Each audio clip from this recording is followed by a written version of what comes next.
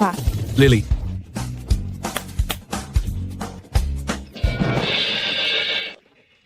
Ayan na. Ang galing mo pa rin. Hindi ka pa rin nagbabago. Teka muna, bakit ka nandito? Siyempre, kailangan kong pumunta rito. Aking mahal na anak, umuwi ka na sa bahay. Ikaw talaga, anak ka ng pinakamayaman sa North City, pero nagde-deliver ka ng pagkain, hindi ba kita kayang buhayin? Pa, itong pagde-deliver ng pagkain ay part-time lang. Bukod pa rito, hindi ba't ikaw ang nagsabi, kapag kumita ako sa sarili kong kakayahan ng 1 bilyong piso, hindi mo na ako pipiliting magpakasal. Ano bang drama mo? Matanda ka na, bumalik ka na lang at magpahinga. Kapag kumita na ako ng 1 bilyong piso, dadakulhin ko rito at ihahagis ko sa'yo. Sandali lang. Ang iyong desisyon, hindi na kita mapipigilan. Ngunit tingnan mo, araw-araw ka pang sumasakay ka ng helicopter mula sa bahay. Napapalayo na iyan. Halika. Binibini, ito ang bahay na inihanda ng master para sa iyo. Isang apartment na may 1 kwarto at sala na nirerentahan na may buwan ng upa na 27,000 piso. At mayroon ding isang lumang van na nagkakahalaga ng 156,000 piso. Pati na rin itong bank card. Mayroon itong 78,000 piso bilang panimulang puhunan. At saka, ang helicopter na iyan medyo aksaya sa resources. Wala ka ng direktang karapatang gumamit ng helicopter para pumasok sa trabaho. Mayroon pa, ang paborito mong kotse na Porsche at ang villa ay kinumpis ka pansamantala. Itay, talagang mahal na mahal mo ako.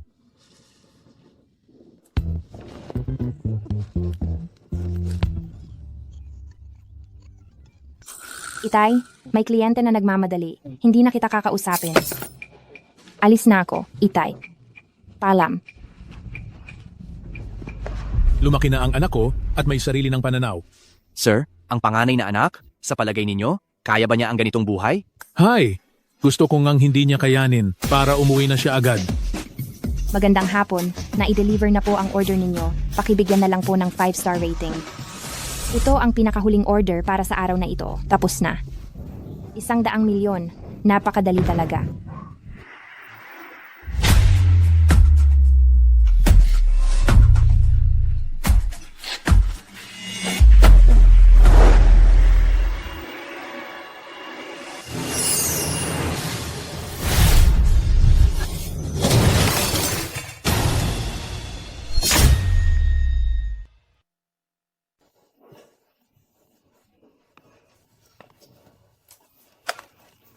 Ayos ka lang ba? Kumusta ka? Ha? Huwag kang gumalaw. Ngayong panahon, ang mga nagpepeking na sagasaan ay hindi na humihingi ng pera, kundi buhay. Iligtas mo ako. Kung hindi, Huwag, huwag, huwag. ngayon, sa kutsilyong ito, nandoon ang fingerprint mo. Pwede kitang izumbong. Sa tangkang pagpatay, Napakawalang puso mo talaga. Hoy, may nakita ba kayong lalaki na dumaan doon? Nakita ko. Nando.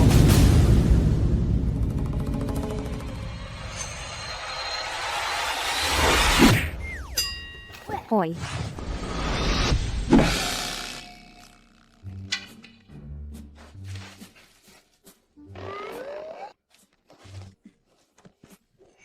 Halika. Oh, ano? Kailangan ng eksena, wala akong magawa. Wala namang problema. Alis na ako. Bye-bye. hindi mo na ba kukunin ang kotse?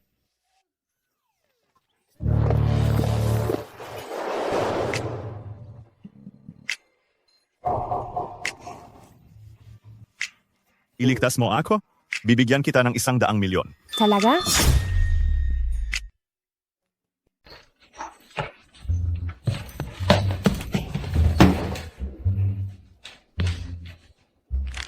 Ang bigat. Ang babaeng ito ay mukhang walang malay. Aba, Binabawi ko ang sinabi ko kanina. pasensya na. Hindi ko sinasadya. Huwag mo akong sisihin. Huwag na huwag mong bawasan ang 100,000,000 ko. Hindi naman masamang tingnan. Medyo may edad na lang. Walang hiyang babae? 30 taong gulang pa lamang ako? Tinawag mo akong matanda.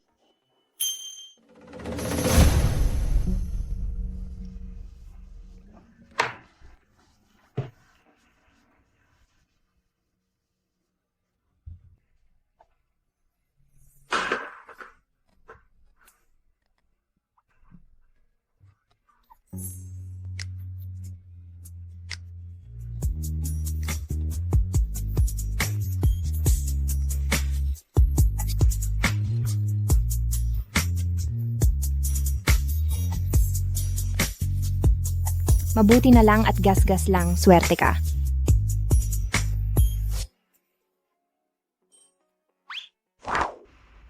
Nagkukunwari ka bang tulog, ano? Tingnan natin kung hanggang kailan mo kaya. Papatay ka ba ng tao? Narinig ko na kapag nagkukunwari kang tulog, wala kang mararamdamang sakit. Sinusubukan ko lang. Anong meron? Ano ba ang ibig mong sabihin? Nasaan ang pera ba? 100,000,000. Maniwala ka sa akin.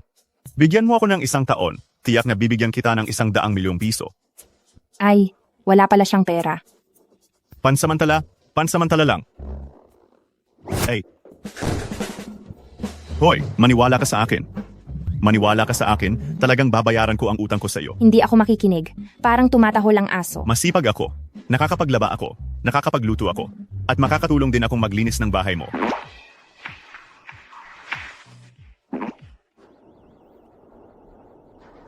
Hoy! Hoy! Ninakaw ang kotse mo!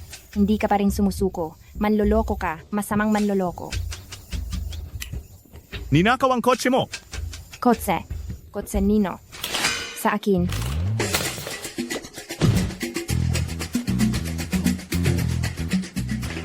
Abat ikaw, napakalakas ng loob mong nakawin ang kotse ng lola mo. Wag na!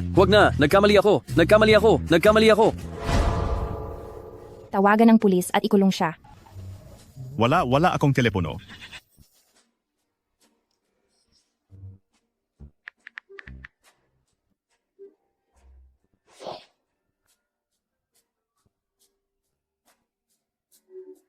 Salamat. Tapos na ang katarantaduhang ito. Tablang-tabla na tayo.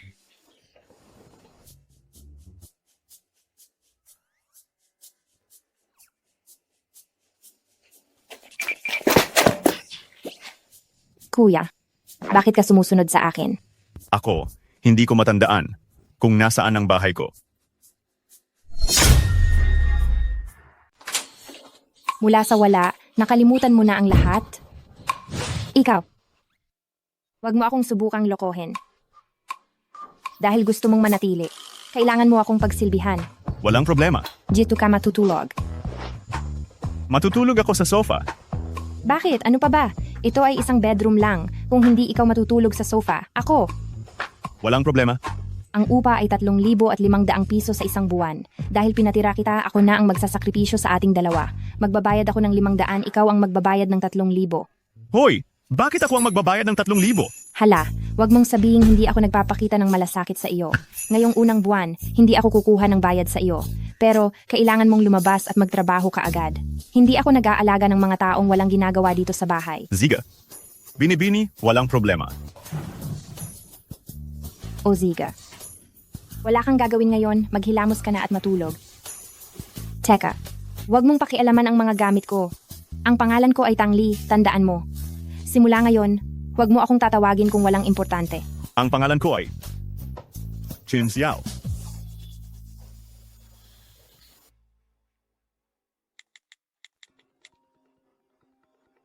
Boss Kin, sa wakas, nakontak na rin kita. Nagtatama na ang buong Yunding Group. Inanunsyo ni Qin Yue na namatay ka sa isang aksidente, boss. At magsasagawa siya ng isang salusalo para sa bagong pagtatalaga. Nasaan ka na ba? Pupuntahan na kita agad? Huwag na. May matutulugan ako. Tungkol naman kay Qin Yue, hayaang makapag-ingay pa siya ng ilang araw. Sige, kapag nakumpirma na ang lugar ng kanyang inaugurasyon, sabihin mo ulit sa akin. Opo.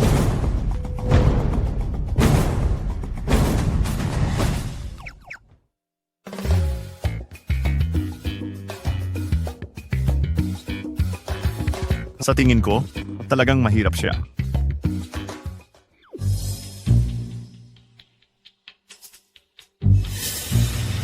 Ay, Ha?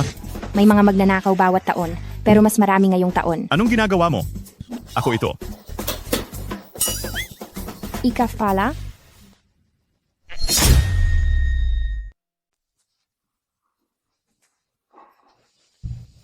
Masarap. Isang araw na akong hindi kumakain, magtira ka naman para sa akin. Isang kagat lang. Ay, hala-hala. Tangli, Sa akin. Sa akin iyan.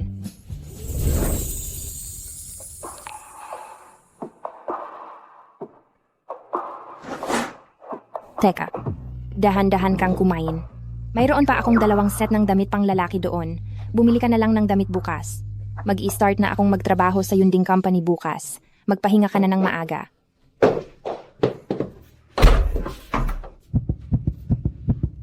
Tangli. Anong klaseng lalaki pa ba ang hindi mo pa nakikita? Kalma.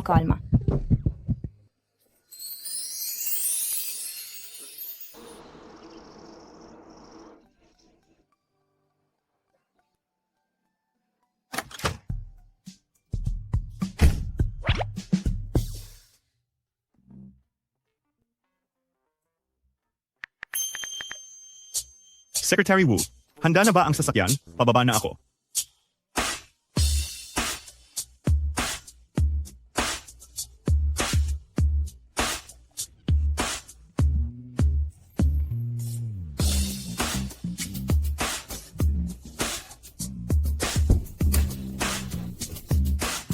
President Keen, ikaw, tumagas pa ba tayo?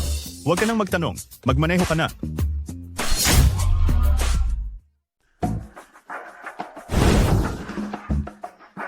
Hindi ka ba tumitingin sa dinadaanan mo? Fei, ikaw ba yan? Sino ka? Ako ito. Ang high school classmate mong si Tangli. Oh, ikaw pala. Yung hindi man lang nakapasok ng kolehiyo. Yung duwag na hindi ng ahas sumali sa college entrance exam. Hindi ko inakala na ang tulad mong mababa ang pinag-aralan ay makakapasok din sa Yunding Group. Noon, napasok ako dito dahil ako ay isang eskolar mula sa 985. Tangli, huwag mong masamain kung babalaan kita. Huwag na huwag kang didikit sa akin. Dati ako ay nakapasok sa kolehiyo ng walang exam, tapos pinadala ako ni tatay sa ibang bansa. Bakit niya sinasabing hindi ako nakapagtapos ng kolehiyo?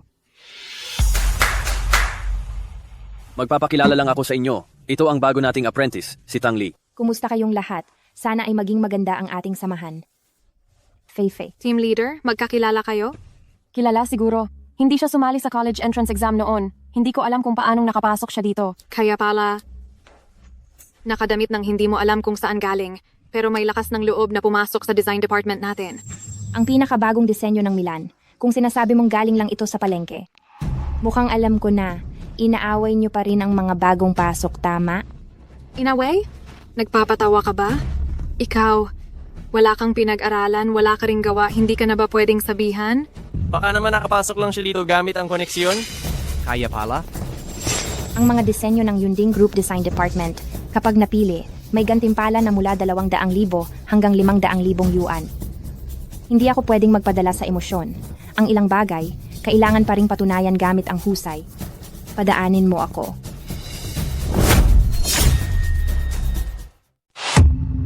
Aba, ika. Bakit mo naman inilagay ang paa mo sa ilalim ng paa ko? Tangli, huwag kang sumobra. Humingi ka ng tawad kay Liu Yue. Ay tama. Liu Yue, pasensya na. Sa susunod, huwag mo na ilalagay ang paa mo sa ilalim ng akin. Wala kasi akong preno sa pagbitiw ng bigat. Ikaw, Ika. Siya.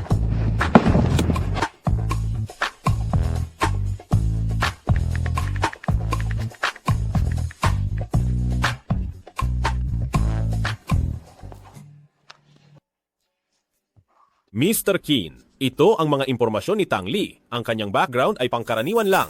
Pangkaraniwan? Paano siya nakapasok sa kumpanya natin?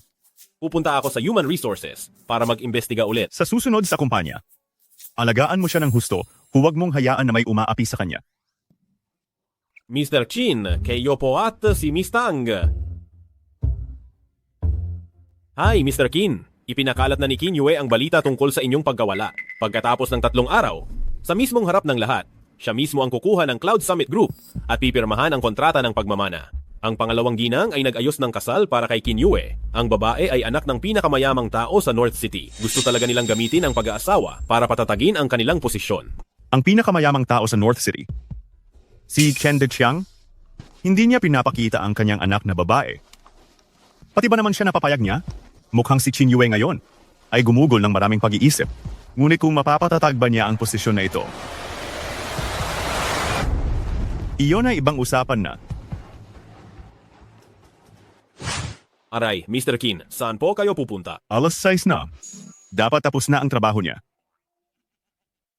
Ay, tay, iyang si Qin Yue na iyan. Hindi ko pa nga nakikita, hindi talaga ako pupunta. Ay, ito. Pakibalot na po. Aking mahal na anak, pumunta ka na. pumayag na ako. Tutal, hindi naman ako pumayag sa pag-iisa ng inyong pamilya. Tingnan mo lang siya kung gusto mo, kung hindi, wag na lang. Baka ang batang iyon may masamang intensyon. Pero alam mo naman, ang kalagayan ng tatay mo, ito. Sige, pupunta na talaga ako. Pero wala akong formal na damit. Ipadadala ko agad sa iyo. Ate, hindi naman siguro, di ba? Tinalikuran mo ang pagiging mayaman para magtrabaho sa ibang tao at mayroon ka pang lalaking sinusuportahan, bibilhan mo pa siya ng cellphone? Kung hindi, anong gagawin? Para sa kaligayahan ko, iyong sinabi ko sa tatay ko sa telepono, hindi mo naman hindi narinig. Hi, sa birthday party ng ex ko, kailangan mo akong samahan. Sige, maliit na bagay. Pero ang kaligayahan, hindi ba madali lang ayusin iyan? May ideya ka? Maghanap ng lalaking pakakasalan kunwari.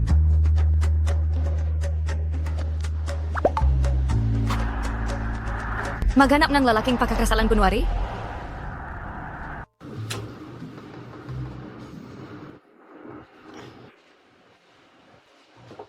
Kung ganoon, Ginoong Chin, aalis na po kami.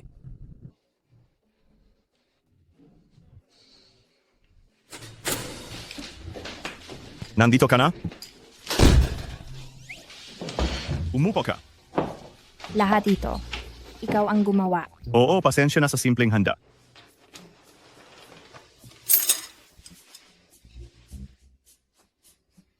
Parang pamilyar ang lasa. Pamilyar? Hindi ako nagkakamali. Sige, kumusta ang trabaho mo ngayon? Huwag na nating pag-usapan iyan. Sobrang nagiinit ang ulo ko. Pagdating ko pa lang, binigyan na ako agad ng hirap. Anong nangyari? Huwag na nating silang pag-usapan. Binilhan kita ng regalo. Tiyak na magugustuhan mo. Wow! Siningin mo pa ako ng renta kada buwan, tapos binigyan mo ako ng ganito kamahal na cellphone?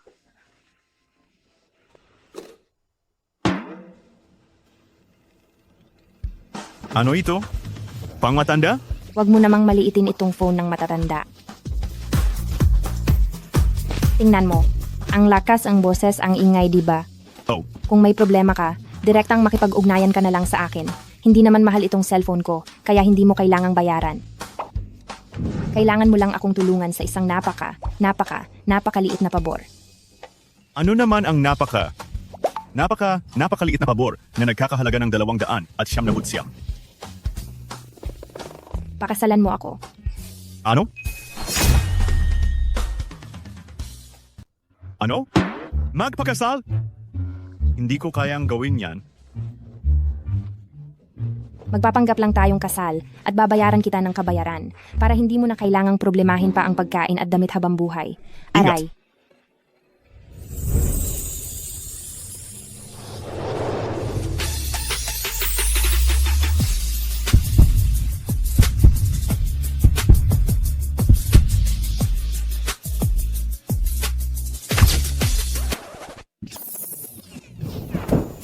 Kung hindi ka papayag, isasangla kita sa pang-aabuso.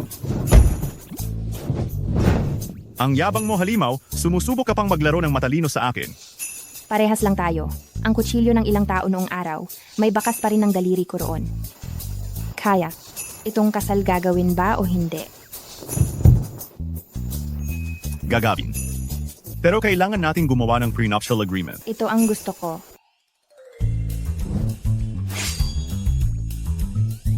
Unang probisyon, ang ikalawang panig ay may karapatang tulungan ang unang panig sa pagharap sa iba't ibang mapanganib na sitwasyon. Halimbawa, biglaang inspeksyon ng pamilya. Ikalawang probisyon, ang unang panig ay hindi dapat magkaroon ng malisya sa ikalawang panig. Wala akong intensyon na magkaroon ng malisya sa iyo. Ikatlong probisyon, ang magkabilang panig ay hindi maaaring magkasama sa isang silid. Kahit magkasama sa isang silid, hindi maaaring magkasama sa isang kama. Ang unang panig ang matutulog sa kama. Ika-4 na probisyon, pagkatapos ng isang taon, babayaran ng unang panig ang ikalawang panig, tinitiyak na ang ikalawang panig ay mamumuhay nang walang anumang problema pagkatapos ng isang taon. Deal. Ginoong Kin, masaya akong makatrabaho ka. Masaya ring makatrabaho ka.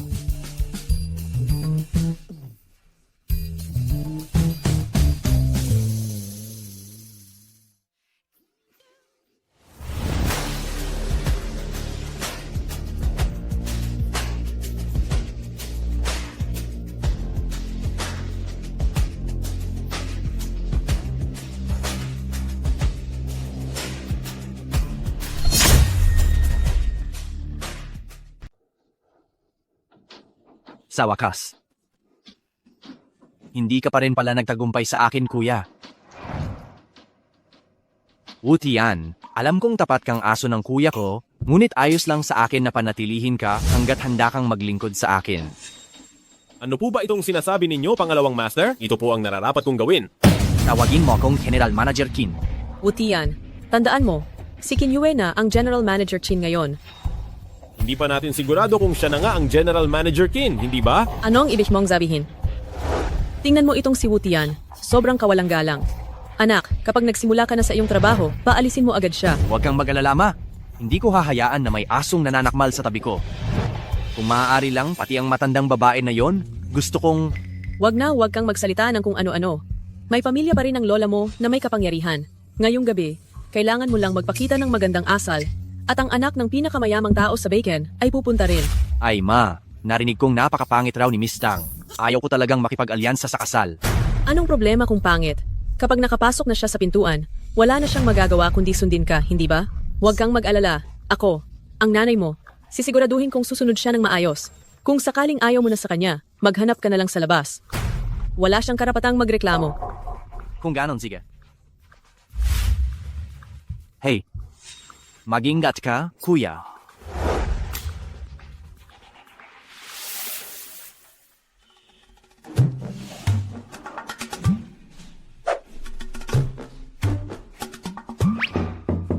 Express delivery, dumating na! Hindi ba't naisaad ko na sa note na huwag kang sumigaw?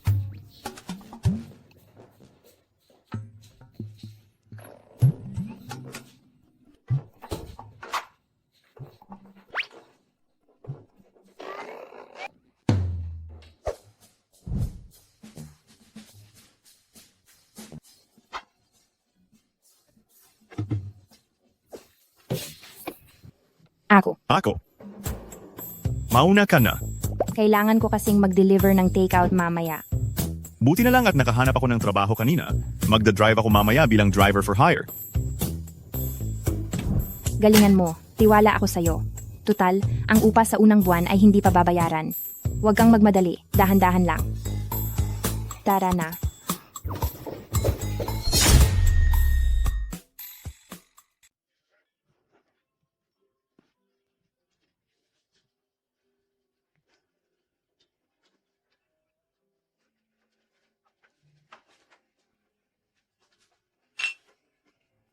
Maligayang bati! Maligayang bati! Salamat. Salamat sa inyo sa pagdalo. Ikalawang Ginoong Qin, batiin kita. Mula ngayon ikaw na ang magiging pinuno ng pamilya Qin at tagapamahala ng Yunding Group.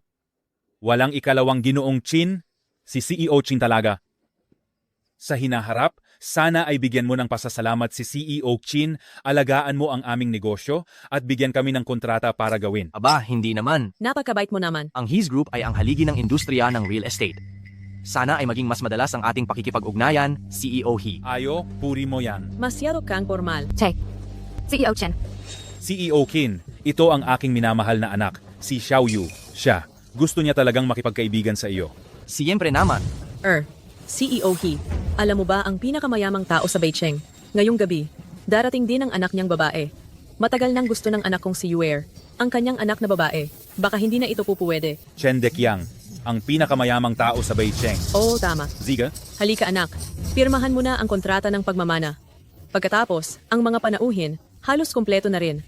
Pupuntahan ko na para kontakin si Miss Tang. Sige, paumanhin sa pag-alis. Halika, dito ka. Mga Ginoo at Ginang. Nagpapasalamat ako sa inyong lahat ngayon dahil sa pagbibigay ninyo ng mukha sa akin, si Qin. Inaanunsyo ko, ako, si Qin Yue, ang formal na tagapagmana ng Yunding Group.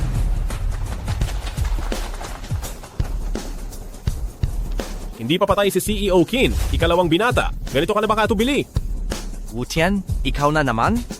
Nakikita mo ba ito? Kontrata, hindi pagmamana. Wu Tian, tanggal ka na sa trabaho.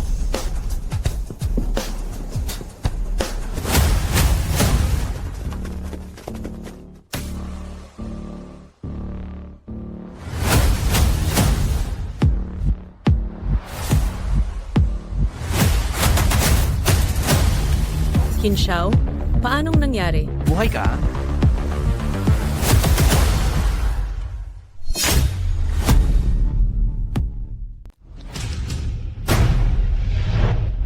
mas malaki ang kakayahan ni Qin Xiao kaysa kay Qin Yue. Ang gwapo niya.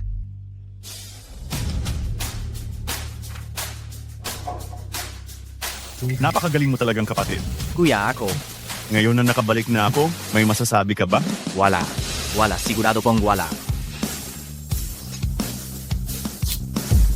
Kapatid, ang kontrata, wala na iyan bisa. Wala ka namang reklamo, di ba? Wala akong reklamo. Talagang karapat-dapat kang tawaging magaling kong kapatid. Sa panahong wala ako sa kumpanya. Salamat sa pag-aasikaso mo para sa akin. Inanunsyo ko, ang seremonya ang pagpapamana kay Qin Yue. Kinakansela ko.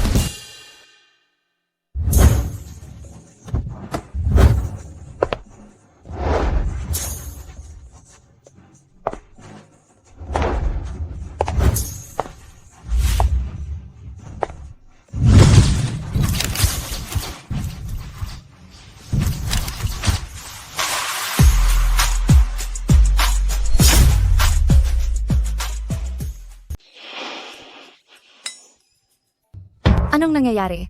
Walang kahit isang miyembro ng ang pamilya Qin ang sumundo sa iyo. Mabuti na yan para may masabi ako sa tatay ko. Tungkol naman kay Qin Yue. Parang siya yata yun. Hintay pa tayo ng kaunti. Kung walang makakapansin, aalis na tayo. Sige. Ang iniutos ni CEO Qin na ipaimbestiga. Nandito pala si Binibining Tang. Pero si CEO Qin gusto siguro siyang ligawan. Hindi ko na sasabihin kay CEO Qin, hahayaan ko na lamang siyang magpa-impress kay Binibining Tang. Dahil sa pagiging maunawain at mapagbigay ko, siguradong tataasan ni CEO Qin ang sweldo ko. Kahit 2,000 piso man lang. Babalik ako sa kumpanya bukas.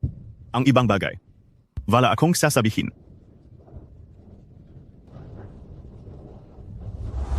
Ang likod na yan parang pamilyar. Shower. Shower. Anong problema? Wala. Shower. Baka siya ba? Xiao dahan-dahan ka? Tangli, ano bang iniisip mo? Si Qin Xiao ay isa lang driver. Paanong nakarating siya rito? Lola, Ikaw talagang bata ka. Alam mo bang nag-alala ako ng sobra? pasensya na po Lola, nag-alala pa kayo, pero ayos lang po ako. Buti naman at wala kang nangyari. Hahanapin ko ang may gawa ng pagpapahamak sa iyo at reresbakan ko sila. Talaga bang iniisip nila na tumanda na ako at mahina? Nangangahas silang gambalain ang apo ko. Qin Xiao. Ay, mabuti at nakabalik ka na. Ang kapatid mo, natatakot lang na ang malaking korporasyon ay walang tagapamahala, kaya lang siya. Ikalawang ginang. Mula ngayon, ang mga bagay na tungkol sa akin ay hindi mo na kailangang intindihin. Mayroon na akong legal na asawa. Ano? Asawa? Shower? Nag-asawa ka na? Opo, siya ay isang espesyal at masiglang dalagita. Mabuti na pakahusay. Ma, Qin Xiao, ang anak kong si Qin Yue, ay ikakasal sa anak ng pinakamayamang tao. Nasaan ang anak ni Chen Deqiang? Bakit wala akong makitang isa na mukhang anak ng pinakamayaman? Ang nakikita ko lang, ang anak mo ay nandoon, nakapaligid sa 2 babae. Gusto kong magtanong, sino sa inyo ang anak ni Chen Deqiang? Baka dumating na ang anak ng pinakamayamang tao. Titingnan ko nga. Ginoong Qin, tingnan mo. Binibining Tang, nagulat ka ba? Alam mo na ba dati? Oo, dali. Taasan mo ako ng sweldo, napaka-responsable ko. Sa buwang ito, ibabawas ako ng 2,000. Sino si Binibining Tang? Iyon ba yung magandang dalagita? Lola, siya ang magiging apo mong babae. Apo kong babae. Pupunta ako para tingnan siya. Hoy. Sandali. Baka magulat mo siya. Siyempre. Siya nga. Oo, Binibining Chen. Siguro narinig mo na ako sa ama mo? Oo. Ate, nakikiusap ako. Walang nakakaalam na sa nanay ko lang ako nagmana ng apelido. Sakto, Chen din ang apelido mo. Ginagawa ng Diyos ang lahat para tulungan mo ako. Ganito, sa susunod na buwan ng iyong kaarawan, bibigyan kita ng cute little wolf dog na may abs. Isa lang? 10. Deal. Matagal ko nang naririnig, Ginoong Qin, sabi ni tatay. Napakahusay mo, lalo na itong mga mata mo, nagpapakita ng isang uri, ng liwanag ng karunungan, iba ka talaga. Binibini? Gusto ko sanang kausapin si Binibining Chen ng kaming dalawa lang. Bye-bye. Bakit ka nandito? Bakit ka nandito? Dapat ako ang magtanong sa'yo niyan. Bakit ka nandito? Baka naman nagde-deliver ka ng pagkain at dinala ka rito sa party? Isa pa, bakit ganyan ang suot mo ay? Patay na. Patay na. Malalagot na ako. Ahaha. Ako ay. May sinasamahan lang. Ha? Oh. Sino talaga ang sinasamahan mo? Ayan, nakikita mo ba? Siya ang anak ng pinakamayamang tao sa Beijing, si Chen Xiaoxiao. Espesyal niyang kinontrata ako, para ako ang sumalo sa lahat ng mga inom para talaga sa kanya. Aba, 800 sa isang gabi, siguradong kita iyan. Pero ikaw naman, nagda-drive ka para sa iba. Ang ibig kong sabihin, dito pa sa party mo ginagawa? Tama. Siyempre, may umiinom sa mga party, kaya kailangan ng driver. Huwag ka nang magtanong pa, mukhang maayos naman si Chen Xiaoxiao. Tara na. Huwag kang magpapakita rito. Bakit ang tanga mo? Ayos ka lang ba? Naspray ng paa ko.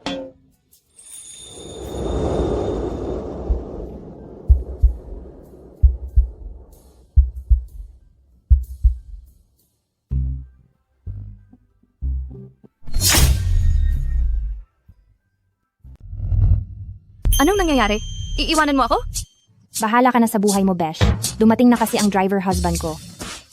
Binibining Chen, ano ba ang tinitingnan mo? Wala. Ginoong Qin. Sa tingin ko hindi tayo bagay. Medyo masama ang pakiramdam ko. Mauna na ako. Bakit? Bitawan mo ako. Ipinag-utos ni Boss Chin na ihatid si Binibining Chen pa uwi.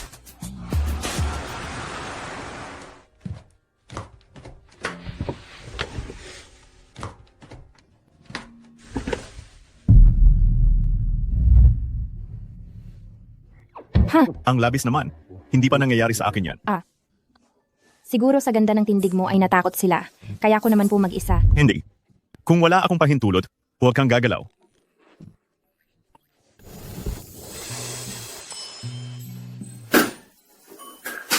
Anong tinitingnan mo? May hitsura. Anong ginagawa mo? Babae, pakakasalan mo ako? Dahil ba sa kagandahan ko? Hindi. Nagsisinungaling ka. Dahil sa kagandahan ko iyan. Hindi nga. Ha? Ano bang sinasabi mo? Huwag mo akong hawakan. Huwag kang gumalaw. Ang tatay ko. Hello. Tay, Anak, kumusta si Qin Yue? Hindi maganda. Tay, may magandang balita ako sa iyo. Kasali na ako. Kasal? Anak, niloloko mo lang ba ako? Sinong walang hiya ang naglakas loob na lokohin ang anak ko? Pupunta ako riyan para tingnan bukas. Sabi ng tatay ko. Kailan daw siya pupunta? bukas.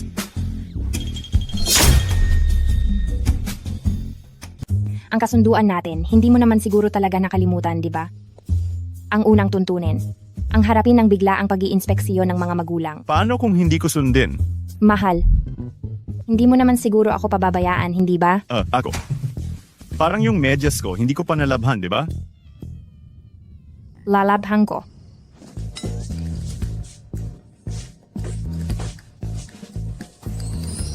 Sa wakas natapos din. Naalala mo na lahat. Mahilig ang tatay ko sa puerti. Hindi ako kumakain ng luya at chives with tomato. Teka! Ayaw mo talaga niyan. Ayaw mo rin yan. Buhay ka pa hanggang ngayon. Talaga namang kahanga-hanga. Wala tayong magagawa. Nagkaka-allergy kasi ako sa ganyang pagkain. Hello? Tangli, ilang araw ka palang nagtatrabaho. Tapos huli ka na agad? Nag-leave ako. Anong nangyari? Nakita ko kasi yung high school classmate ko sa kumpanya. Siya ang nangunguna sa pambubuli laban sa akin. Kaya ayun, kaya ginigipit na naman nila ako. Bumalik ka muna sa kumpanya.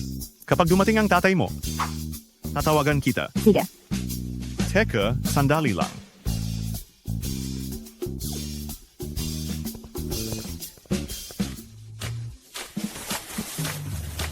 Ay, Sir Qin, sa wakas, sinagot mo na ang tawag.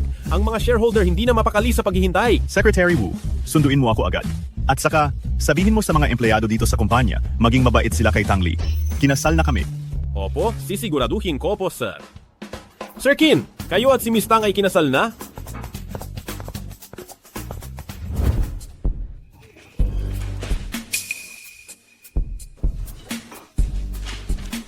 Hindi ba't ito ang initial design proposal ko? Hindi, baliw ka ba? Ganyan mo itatrato ang pinaghirapan ko? Tangli, tingnan mo kung anong oras na ngayon. Kung ayaw mong magtrabaho, umalis ka na. Tama. Nakita ko na ang gawa mo. Kung wala kang kakayahan, umalis ka na agad. Ganoon pala kahalaga sa inyo ang draft ng disenyo ko. Siguro dapat akong medyo maantig. Draft? Draft pa lang ito na hindi pa pinopolish. Mas mataas ang antas ni Tang Li kaysa sa inaasahan ko. Tang Li, hindi sa sinasabi ko, pero hindi ka talaga nababagay sa design department namin. Kung bagay o hindi. Hindi ba natin malalaman sa Haicheng Jewelry Design Competition? Anong biro iyan? Ang aming group leader Tang ay ang third placer noong nakaraang taon. Oo nga, sa napakalaking industriya ng alahas ng Yunding Group, sinusuportahan ng mga group leader at supervisor ang kalahati ng tagumpay. Sino ka ba para magsalita? Kailangan ng kwalifikasyon para sa jewelry design competition. May kwalifikasyon ka ba? Ay, third placer pala. Wow, kung ganoon na ganoon ang asta mo, akala ko ikaw ang champion. Ito. Hindi mo pa alam iyon? Ang champion noong nakaraang taon ay may code name lang. Tinatawag na Cold Heart. Hindi siya dumating. Kaya inabot lang niya ang kanyang gawa sa mga hurado. Sa halip na magdaldalan kayo rito kasama ako, mas mabuti pang magtrabaho na lang kayo para mas marami kayong maibigay na kita sa kumpanya. Hindi ba, supervisor? Ito ay kumpanya, hindi palengke. Anong ingay iyan?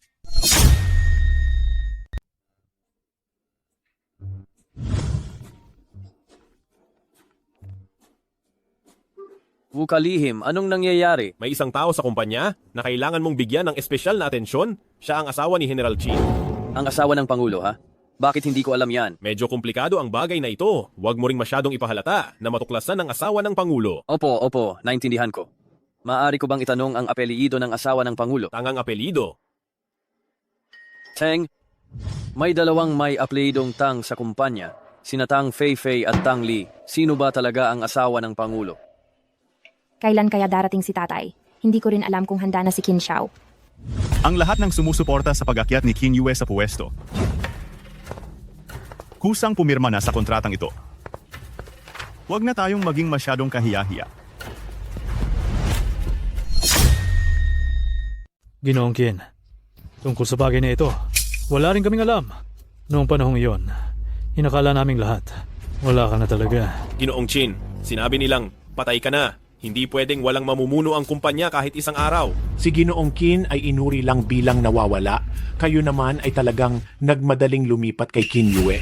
Kung hindi bumalik si Ginoong Qin, ang Yunding Group ay naibigay na sana sa iba ngayon. Kung gusto ninyo si Qin Yue, hayaang magtayo ng sariling kumpanya si Second Young Master Qin sa halip na patuloy na nakatingin sa kumpanya ni Qin Xiao. Walang hiya. Ha. Bibigyan ko pa kayo ng isang pagkakataon. Pirmahan na ninyo. Huwag ninyo akong piliting maging masama o magiging bastos ako sa inyo. Kung pipirmahan namin itong kasunduan sa paglilipat ng share ngayon, ang perang ibinibigay ay hindi ba masyadong maliit? Tumahimik! Qin Xiao, anong gagawin mo? Itong pirma? Pipirmahan mo ba o hindi? Pirma. Pipirma ako.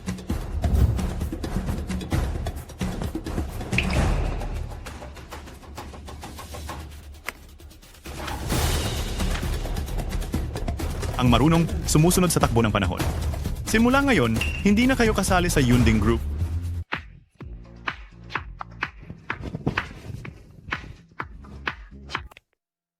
Oy! Pagsusuri. Naalala mo ba ang lahat? Parating na ang tatay ko. Naalala ko. Sige, basta naalala mo. Titingnan ko kung sasagutin ng tatay ko ang tawag mamaya. Kung bigla siyang sumalakay, tapos na tayo. Sige, kita tayo mamaya, mahal. Ay, ang asim. Mahal, mahilig ka sa maasim? Tang Li, tingnan lang natin kung hindi kita mapaalis sa Yunding Group ngayon. Kita tayo mamaya, mahal. Sa nakikita ninyo, ito ang asawa ng CEO ng Yunding Group. Wu Tian, kunin mo ang kontrata. Wala namang iskandalo si CEO Qin. Bakit pagkatapos ng ilang araw na pagkawala, bigla siyang nagkaroon ng asawa? Huwag mo ngang sabihing hindi. Ang boses ng asawa ng CEO, parang isang batang babae pa rin. Qin Xiao, matandang baka na kumakain, batang damo.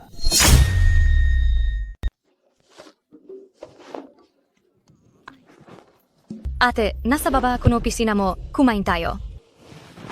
Hala, alas 12 na pala. Kaya pala gutom na gutom ako. Hey, tumigil ka. Tang Li, hindi ka pa tapos sa trabaho? Ate, lunch break na ito. 1.5 oras ang pahinga. nakatira ka ba sa tabing dagat? Para ang dami mong pakialam. Yung disenyo na inatas ng supervisor, natapos mo na ba? Ikaw talaga. Pasensya na talaga, Binibini. Natapos ko na itong disenyo.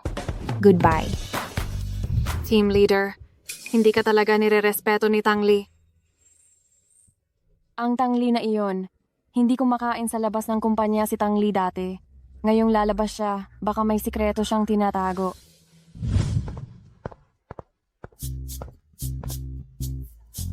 Wow, ang pinakabagong modelo.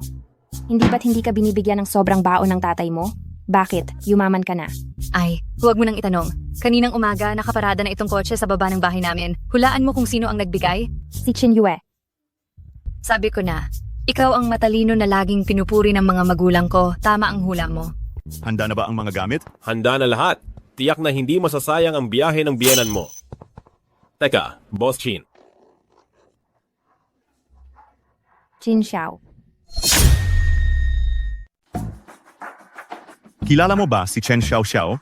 Opo. Huwag mo akong sundan. Hayaan mo akong maglakad mag-isa. Bakit ka nandito? Sino siya? Asawa ko. Ano sa tingin mo? Ang guwapo, no?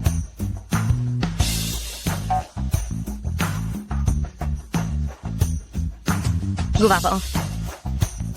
Munti ka na. Nakita na ako ni Miss Chen. Kung nagkita kami, malalantad ang pagkatao ni Mr. Qin. Chin Xiao, pasensya na, niloko kita. Si Xiao Xiao ay matalik kong kaibigan. Noong gabing iyon, pagsasabi niyang magre-recruit siya ay hindi totoo. Madaldal lang talaga siya, kaya huwag mo na lang masyadong bigyan ng pansin yan. Hindi ba mahilig ka sa cake? Halika, kumain ka pa. Papatayin mo yata ako. Si Tangli ay isang napakasipag na babae. Ayokong masaktan siya, kahit na ang gwapo mo. Ang katawan mo, aba. Saan ka ba tumitingin? O sige na, tama na. Teka, Qin Xiao, ano ba ang trabaho mo? Ako ay isang designated driver. Pumunta ako kamakailan sa Yunding Group. Nakita ko si Mr. Wu at ngayon ay nagmamaneho ako para lamang sa kanya. Talaga? Ang makapasok sa Yunding Group ay hindi rin naman masama. Hindi ko lang alam kung magkano nga ba ang ibinibigay na sweldo sa iyo ni Mr. Wu. Teka, may kotse ka ba? May bahay ka ba? Nasaan ang iyong rehistro ng sambahayan? Mayroon ka bang dating kasintahan? Ang sweldo ko ay 10,000.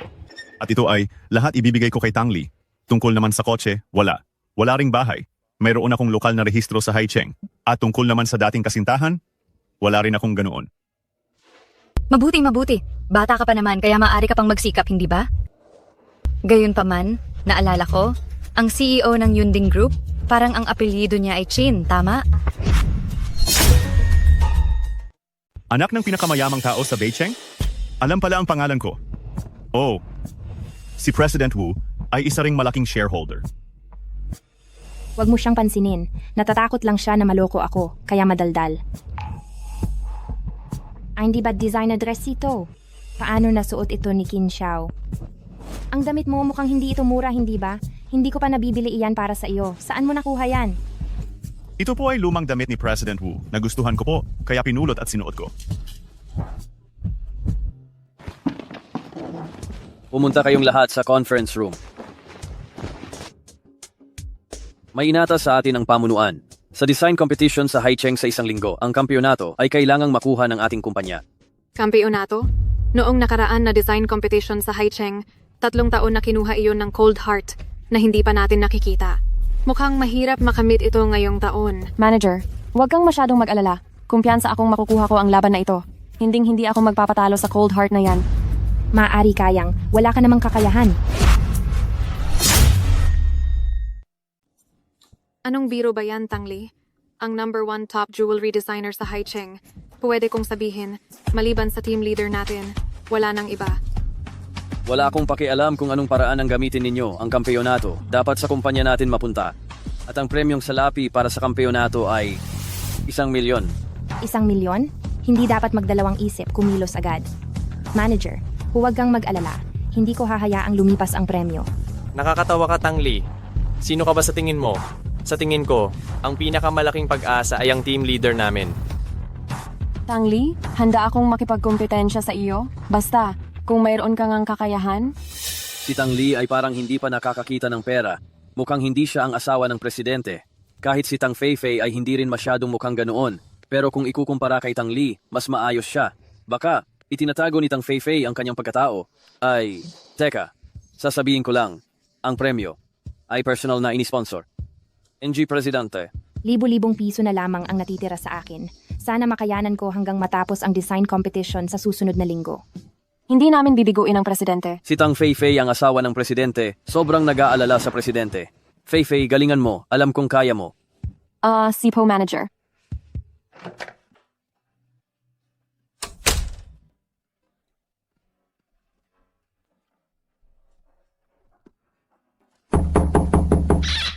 Ang buwisit na Qin Xiao, umalis nang hindi pinapatay ang ilaw, at hindi pa dinala ang susi. Ikaw ang magbabayad ng kuryente ngayong buwan.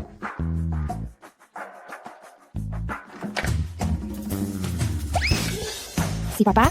Bakit ka nandito? Hey! Kung hindi ako dumating, baka kinidnap na sana ng iba ang anak ko.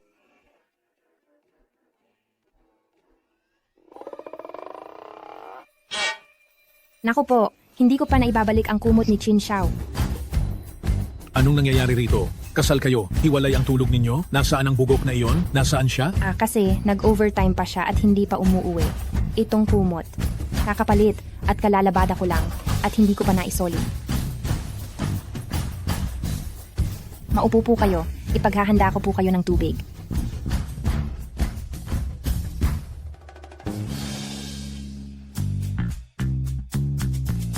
Itang kumot. Parang pamilyar sa akin? Nasaan ang banyo? Doon po, Pa. Pa, sandali lang po.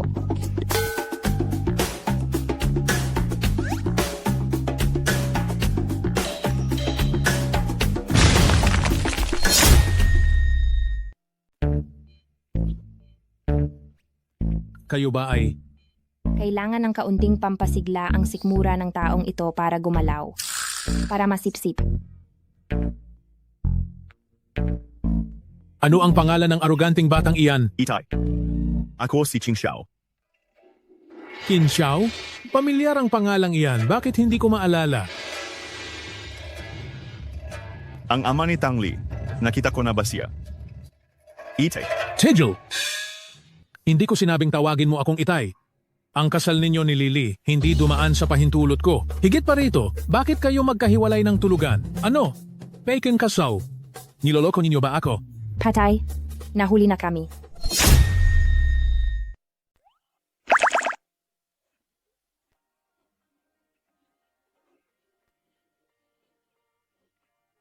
Lily, tingnan mo.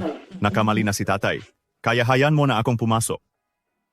Ang lakas ng loob mong gawin yan sa harapan ko. Hahalikan mo ang anak ko? Tay, talaga pong may mata kayo para sa katotohanan? Si Lily, nitong nakaraang 2 araw, nag-iinarte sa akin. Kaya pinalayas niya akong matulog sa labas. Kung hindi dahil sa pagdating ninyo, hindi ko siya malalapitan. Oh? Kaya kasalanan ko pa, ganon?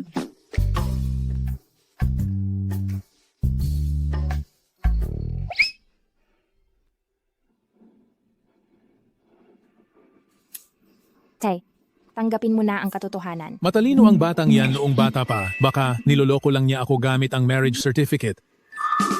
Kailan kayo nakakilala? Saan kayo nakakilala? Sabay kayong sumagot. 3 buwan na ang nakalipas. Nagkakilala habang nagde-deliver. Bakit ba? Nagpustahan pa ako. Pinayagan kong mag-deliver ang anak ko para lang maibigay niya ang sarili niya. Ang anak ko, ano ang ayaw niyang kainin? Karot, perdang gulay, pakwan, blueberry, dragon fruit. Ano ang gusto ng anak ko? Baka, tupa, cauliflower, broccoli, at mushroom. Lalo na, bawang. Pwede bang huwag mong tandaan ang bawang ng ganoon kaigi? Gusto ko lang naman kumain ng dinikdik na bawang sa hotpot. Kahit kumain ka pa ng bawang, ikaw pa rin ang aking mahal. Oy, nandito pa ako. Tatay, ginagabi na. Umuwi na po kayo at magpahinga. Ayaw ko. Dito ako. Dito na ako matutulog. Isa lang ang kama ko. Sa sofa ako matutulog. Siguradong nabubuking na, kaya ayaw matulog sa iisang kwarto. Huwag mong hayaang matuklasan ko na peke ang kasal nyo. Tay, sandali lang po. Kukuha lang ako ng gamit. Anong ginagawa mo? Tay, 2 gabi na kaming magkaaway ni Lily, kaya 2 araw na akong natutulog sa sofa. Medyo matigas ang kama. Papalabutin ko lang ng kaunti para sa inyo. Bye, magpahinga na po kayo. Kailangan nyo pang magtrabaho bukas. Good night.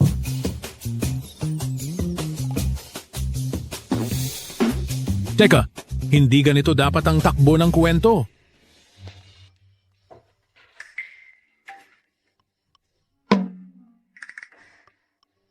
Anong gusto mo? Ito ang mga nakaraang gawa ko. Kailangan kong pag-aralan mamayang gabi. Lahat ng ito ay plano mo? Bakit hindi ka pa bumaba? Kama ko yan. Nasa labas ang aking biyenan. Hindi ako pwedeng lumabas.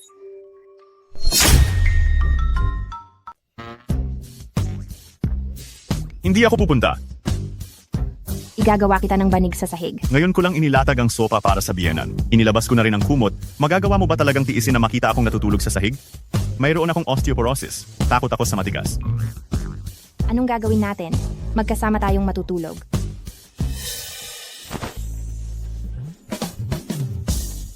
Ano bang ginagawa mo? Nakapagtataka, bakit walang ingay?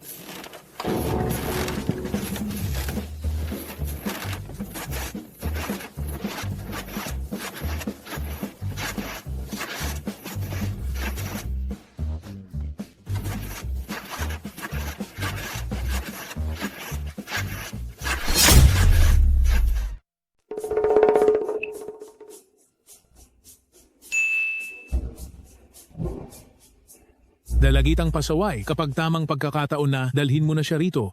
Umalis na ba siya? Ano ang nakasulat dito? Ang pagpasa sa pagsubok ng tatay ko ay nalampasan mo. Magaling ang ginawa mo, bata. Kung ganoon, hindi mo ba ako bibigyan ng...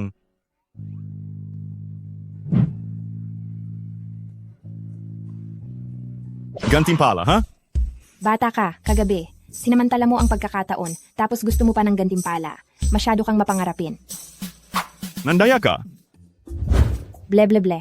Anong magagawa mo sa akin? Kapag nakuha ko ang unang pwesto sa design competition na ito, dadalhin kita para bumili ng damit. At syempre papalitan na rin natin ang iyong cellphone. Ikaw na walang puso. Mayordomo, nahahanap na ba ang asawa ng apo ko? Naimbestigahan na ba ang kanyang sitwasyon? Lola, huwag kang masyadong mainip. Naimbestigahan ko na ang mga detalye tungkol sa dalaga. Siya ngayon ay isang intern designer sa Yunding Group at lalahok din siya sa Haicheng Jewelry Design Competition sa susunod na linggo. Ang ganda talaga ng dalagang ito. Mukhang wala siyang anumang masamang balak. Butler, sa tingin mo, kapag pinakasalan niya si Xiao Er at nagkaanak sila ng babae, gaano kaya ito ka-cute kung lalaki? Ayos na rin, pero sana, huwag lang siyang maging katulad ni Xiao Er. Ma, bakit ang saya-saya mo? Nakikipag-usap lang ako sa butler, bakit kayo na parito? Naku ma, hindi ba para ito sa problema ni Yue? Si Yue Er namin, gusto niya ang anak ni Chen Deqiang at gusto rin siya ng babae. Gusto lang sana naming itanong sa inyo ito, kung maaari mong ayusin na makausap namin si Chen Deqiang para mapagkasundo na namin ang kasal na ito. Talaga bang nagmamahalan sila? Opo, Lola. Tinanggap niya lahat ng regalo na binigay ko kay Xiao Xiao. Sa tingin ko, panahon na para mag-propose. Ang anak ni Chen Deqiang, naloko ba talaga siya ni Qin Yue? Sige na ka. Kakausapin ko si Getchen. Pinahahalagahan pa rin naman niya ang mukha ko. Ay salamat po ma. Salamat, Lola. Ang bait talaga ng aming mama.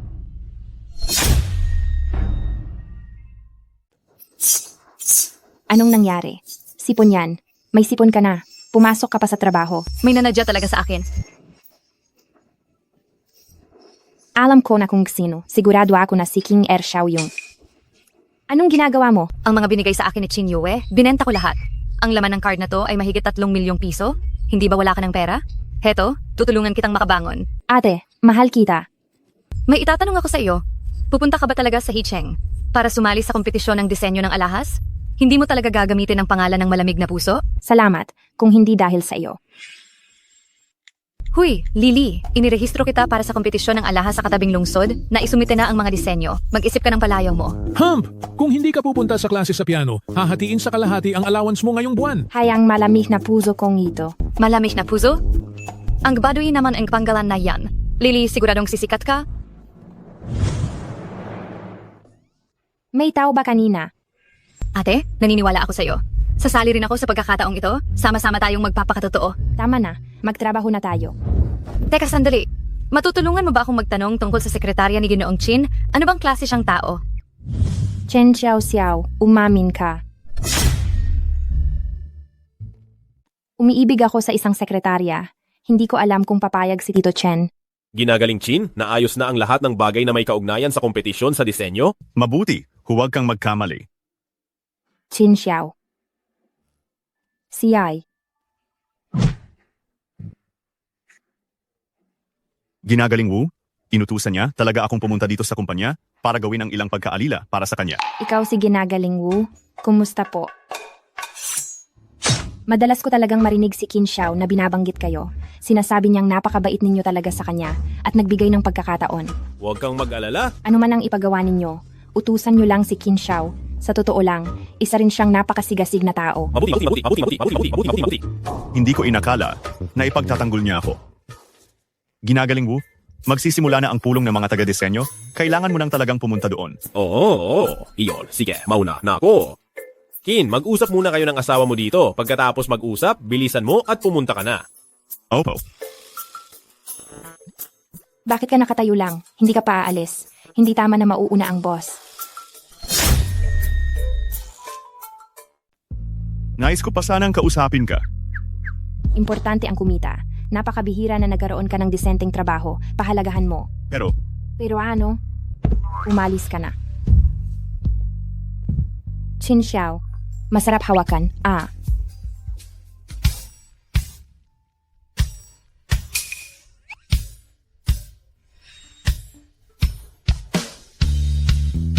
Sana'y matulungan niyo pa ako sa hinaharap.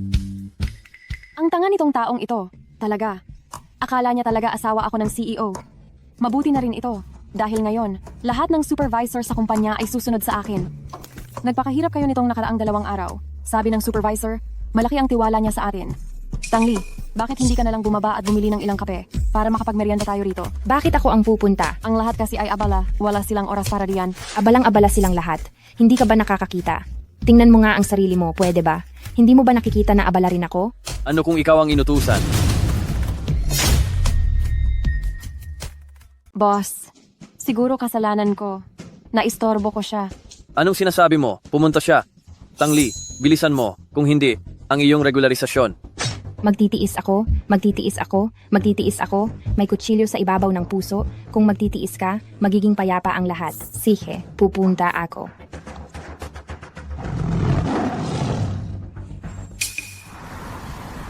Ito na ang kape.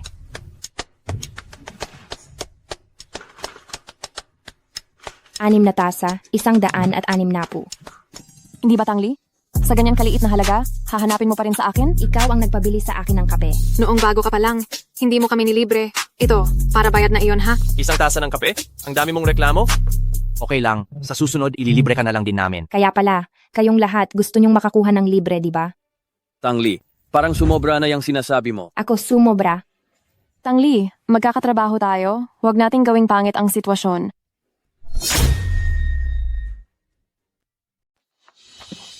Anong ginagawa mo? Wala kang iinom hanggat hindi ka nagbabayad. Ibigay mo rito. Iyo. Tingnan mo siya. Tangli, wala ka ba talagang galang sa akin? Siyempre, mayroon. Hindi mo man lang maayos ang pinakapangunahing relasyon mo sa tao. Paano ka makakapagtrabaho sa kumpanya? Alam mo ba kung sino siya? Wala akong pakialam kung sino ba talaga siya. Siya ang misis ng ating CEO. Mrs. ng CEO, ikaw. Sa totoo lang, ayoko sanang ibunyag ang pagkatao ko. Pero sobra ka na talaga. Mukhang ang CEO pala natin ay hindi rin maganda ang paningin. Mag-ingat ka sa pananalita mo. Wala pang nakakasampal sa akin sa tanang buhay ko. Ikaw ang una. Kung ganoon, ano ngayon? Ngayon, ako ang papalit sa magulang mo para tumpakan ka ng husto. Bitawan mo ako. Bakit mo ako tinititigan? Hindi mo siguro ako kayang saktan, di ba? Misis ako ng CEO.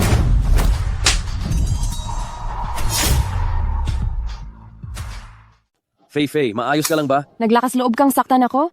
Ang pagtitiis ay hindi magdadala ng kapayapaan. Bagkus, lalo mo lamang akong babastusin. Mabuti na yang sampal na yan para sa iyo. Tangli, tumigil ka riyan. Ha? Team leader, mag-ingat. Bitawan mo ako. Bitawan mo. Bitawan mo. Huwag ka na diyang magtagal. Tiyak na mapapahamak ka kapag nalaman niya ng CEO. Bitawan mo. Ano ito? Bitawan mo. Tumigil ka. Ano ito? Tangli, buntis ka. Grabe naman. Ako pa pala ang pinag-uusapan. Huwag ka nang magsalita. Nagtago ka ng impormasyon. Nabuntis ka bago ka pumasok sa kumpanya. May karapatan akong tanggalin ka agad sa trabaho. Ihanda mo na ang mga gamit mo. Umalis ka na. Supervisor Lee, hindi po akin yan. May nag-iiskema sa akin. May pangalan mo dito. Gusto mo pang magsinungaling? Hindi. Pagdating ko kasi kaninang umaga, hawak na ni Liu Yue itong pregnancy test result at hindi ko lang nakita ang pangalan sa itaas. Supervisor, huwag mong pakinggan ang pinagsasabi niya. Gusto niya lang akong idawit. Sobra na yan. Tingin ko, nandito ka lang sa kumpanya para magkunwaring nagtatrabaho, hindi ba? Supervisor, tanggalin mo siya. Ginawa niyang magulo at maingay ang design department. Tang Li, ako ang asawa ng presidente. Pinapayuhan kitang mabuti. Mas mabuti kung kusang loob kang umalis sa kumpanya. Huwag mo nang hintaying pumangit ang kalalabasan. Kung hindi mo ako kayang paalisin, gagamit ka ng ganitong kahiyahiyang paraan. Ganoon ba? Huwag kang magsalita ng kung ano-ano. Sa buong buhay ko, ayaw ko sa lahat yung may nagtuturo sa akin.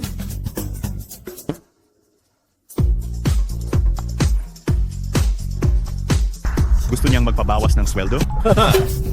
Hoy! Ano? Sinaktan kang asawang presidente? Anong kalokohan yan? Sinaktan ng asawa ng presidente si Tangli? Hindi ba't si Tangli ang asawa ng presidente? Wutian, mag-U-turn ka at pumunta tayo sa ospital. Tangli. Ayos ka lang ba? Bakit ka nandito? Sino ang gumawa nito? Nasa loob. Nahuli na ba siya? Maghahanap ako ng abogado at kakasuhan ko siya. Pero, hindi naman siguro ito malala, di ba? Paanong hindi ito malala? Ganyang kahaba at kalaki ang hiwa, pati sa mukha. Ang lalim ng kagat ng kuko. Huwag kang mag-alala. Sige na, kakasuhan ko talaga siya. Kahit 3 buwan lang siyang makulong. Ay, ayos ka lang ba? Anong nangyayari?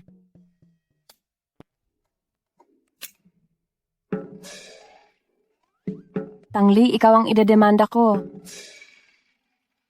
Babayaran ko ang lahat ng medical expenses. Ang maikling panahon na mapupunta ako sa loob, pwede bang paikliin ng kaunti? Huwag na huwag kang gumalaw. Ngayon mo lang naramdaman ang sakit? Natanggal sa trabaho. Tapos nagkaroon ka pa ng sugat sa katawan. Hindi ko naman pwedeng hayaan na lang ako mabintanggan at manatiling walang kibo, di ba? Tsaka, hindi naman ako nalugi ah. Hindi mo ba nakita si Tang Feifei sa isang kaliwang hook ko? Dahan-dahan. Napahiga siya. Hindi ko talaga alam kung maganda ba ang paningin ni Mr. Qin o hindi. Anong nangyari sa kanya? Wow, nagulat ako na nagustuhan niya ang katulad ni Tang Feifei. Ilapit mo ang mukha mo. Ang seryosong tingin mo, mukhang may taglay na ganda.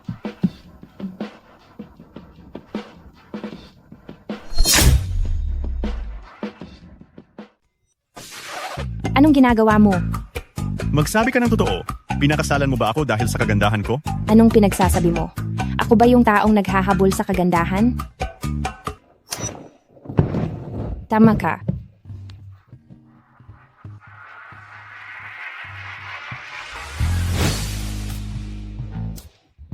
Kaya pala, natanggal ka sa trabaho? Sasali ka pa ba sa design competition? Huwag ka na sanang sumali, pakiusap.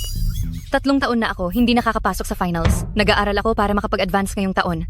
Kung hindi ka sasali, baka magkaroon pa ako ng pagkakataon na makipagsapalaran. Hemp, basta magtiwala ka lang sa sarili mo. Tungkol naman sa akin, tiyak na sasali ako. Pero, aray, huwag mong bitinin ang sinasabi mo. Sa pagkakataong ito, kailangan ko talagang magpalit ng pagkakakilanlan para makasali. Anong pagkakakilanlan? Sigurado ka ba na yung sikat na top jewelry designer na si Pusong Malamig na laging nagtatago ng kanyang pagkakakilanlan? Pumayag siyang tanggapin ang imbitasyon namin bilang biglaang hukom? Matagal na po namin siyang inaanyayahang magkita ng personal, pero hindi siya pumayag. Kaka-receive ko lang po ng kanyang pinakabagong gawa at tugon sa imbitasyon, kaya kumpirmadong siya ang magiging special guest judge namin. Ipakalat ang balita, ang Frostheart na nagtago ng kanyang pagkakakilanlan sa loob ng 3 taon. Sa wakas ay magpapakita na, dagdagan pa ang pag-iingay. Opo. Nga pala, tungkol sa nangyari sa Department ng Disenyo, kunin ang footage ng CCTV, ang bagay na ito. Ako mismo ang mag-iimbestiga. Opo. Anong nangyari, Liu Yue? Sasali si Frostheart sa jewelry design competition na ito. Sobrang fan niya ako. Si Frostheart ang idol ko. Totoo ba yan? Oh, totoo! Boss, bakit kalmado pa rin kayo? Alam niyo na ba ito? Tama. Nabanggit na ang asawa ko. Gusto ko rin siya. Sa 3 taon na ng kompetisyon, hindi ko maikakaila, talagang napakalakas ng gawa niya. Ang swerte niyo naman, boss. Kayo at ang presidente, kailan kayo magpapakita ng inyong pagmamahalan sa publiko? Ayaw niyang maging maingay. Sa ibang araw na lang siguro. Sa wakas makikita ko na ng personal si Frostheart. Kapag nakita niya ang kuwintas na ito, tiyak na malalaman niya na fan niya ako.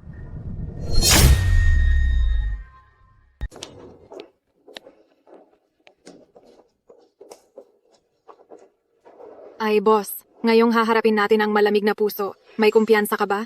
Oo naman. Pero, noong nakaraang pangalawang paligsahan, 20 ang nakapasok sa finals, ngayong taon 10 lang, ang kompetisyon, pahirap ng pahirap. Tapos, ang posisyon ng kampeon, siguradong makukuha ko.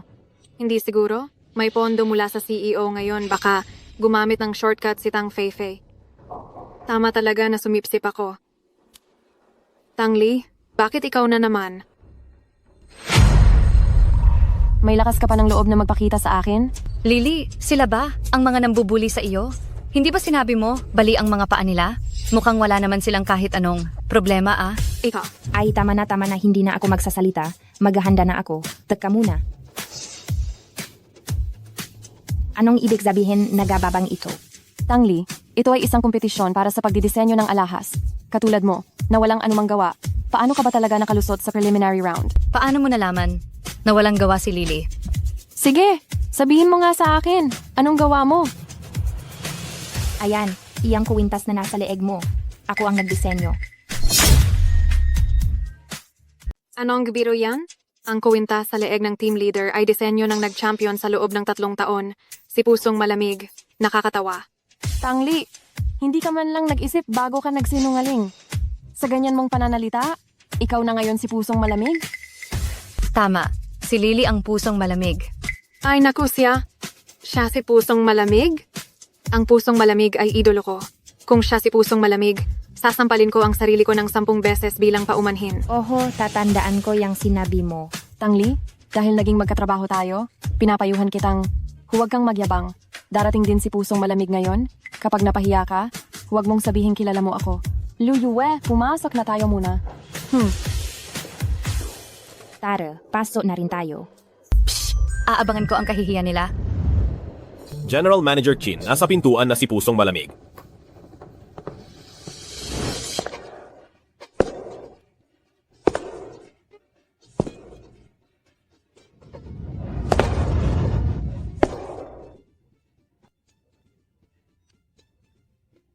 Bakit siya nandito? Bakit si Boss Wu ay nasa likod niya? Mukhang mas siya ang boss ni Boss Wu, hindi ba? Nandito na ang lahat, tanging si Malamig na puso na lang ang wala. Bakit nandito pa rin sila? Siguro? Hindi siguro. Hindi niya ako lolokohin.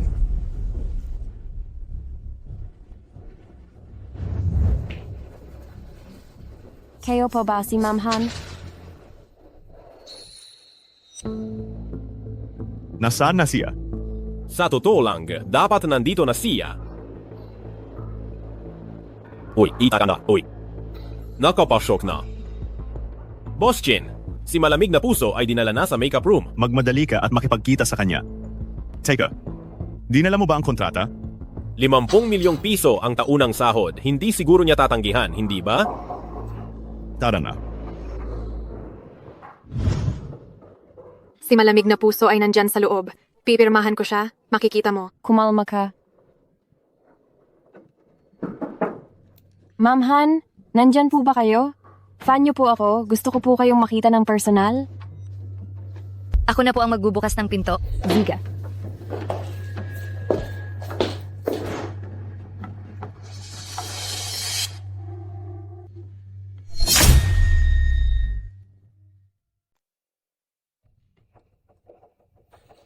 Kumusta po? Ito po ang lahat ng materyales at listahan ng mga lahok para sa finals. Paki-score po ng Anonymous. Sige, salamat po. Guro Han, fan niyo po ako. Gustong gusto ko po kayo. Ako rin. Pasensya na, nagkamali kayo ng tao. Isa akong makeup artist. May problema sa ilaw nitong silid. Nasa kabilang silid siguro, Han. Zika. Teka, mga kalahok ba kayo? Pumasok na kayo agad sa loob. Nalabas na ang paghusga para sa final entries. Ang magbibigay ng parangal ay walang iba kundi si Guro Han. Ang bilis naman. Dali, pumasok na tayo.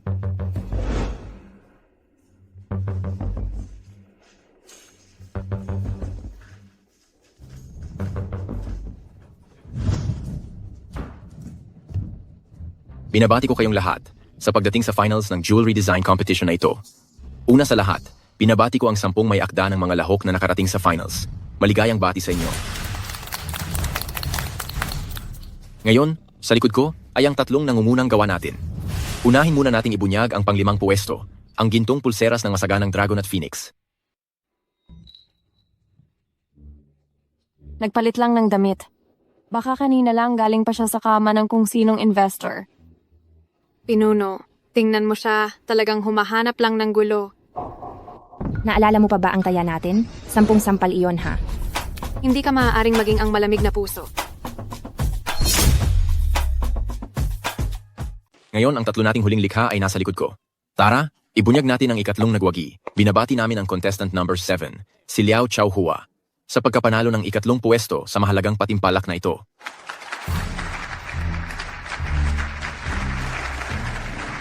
Congratulations! Ngayon, sa likod ko ay ang 2 nating huling likha. Noong nakaraang mga taon, una naming iaanunsyo ang nagwagi ng una, ang 3 puwesto at 2 puwesto, pero nag-iba tayo sa pagkakataong ito. Dito, uunahin nating ipahayag ang 2 puwesto. Ang gawa kong diamante.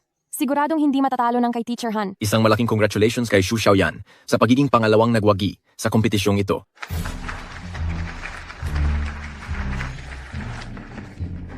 Congratulations! Shin, N7 Double.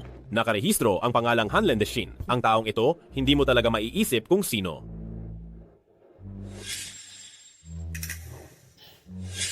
Ang ating kampeon, sino kaya ang makakakuha nito? Tangli, nakita mo ba? Siguradong sa akin ang kampeonato. Hindi ko inakala na basura ka pala. Hindi ka man lang pumasok sa top 5. Leader, nabalitaan ko na. Sa pagdating ng pagkakataong ito, sasali rin si Teacher Han. Ang huling likhang ito. Sa iyo ba ito? Sa akin ito. Binabati natin ang kampeon, ang pambihirang panalo sa design competition na ito. Batiin natin ang kampeon ng design competition, ang surprise winner, si Chen Xiao Xiao. Lily, nagtagumpay ako. Hindi maaari.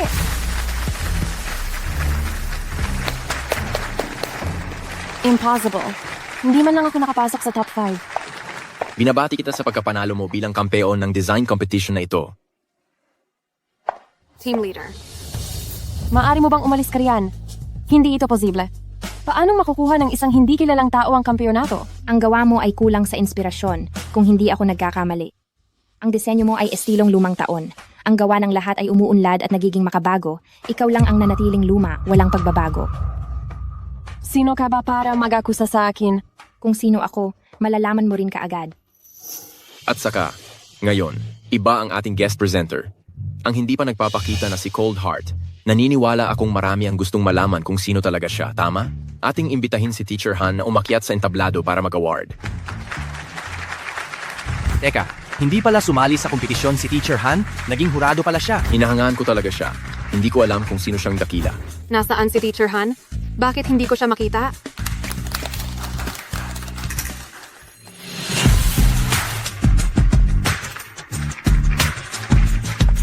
Baliw ka na, nagpapanggap ka pa rin si Teacher Han. Ngayon, ibibigay na natin ang entablado kay Teacher Han. Tangli, ang galing mong magtago ah.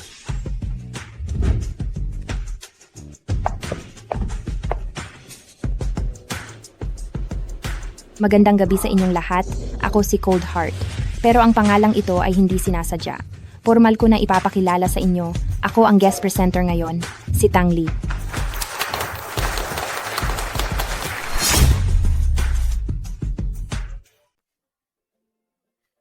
Lily, nakita mo ba? Si Tang Feifei kanina, namutla sa galit.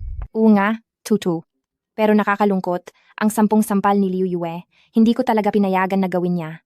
Sa susunod babalik ako rito. Pero sa wakas napatunayan ko sa tatay ko na kaya kong mag-aral ng disenyo. Xiao Xiao, ikaw ang pinakamahusay. Halika, magtuwas tayo.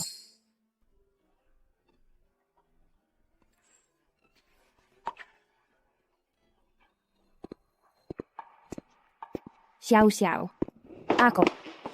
Ako. Binanggit lang kita, tapos dumating ka na. Hala, bitawan mo si Lily. Ihahatid ko na muna siya. Lasing na siya. Huy, bawal mong kunin si Lily. Paano na ako kung aalis kayo? May susundo sa iyo. CEO Chen. Ihatid si Miss Chen Paui. Opo, CEO Chen. Miss Chen. Ikaf pala. Aray!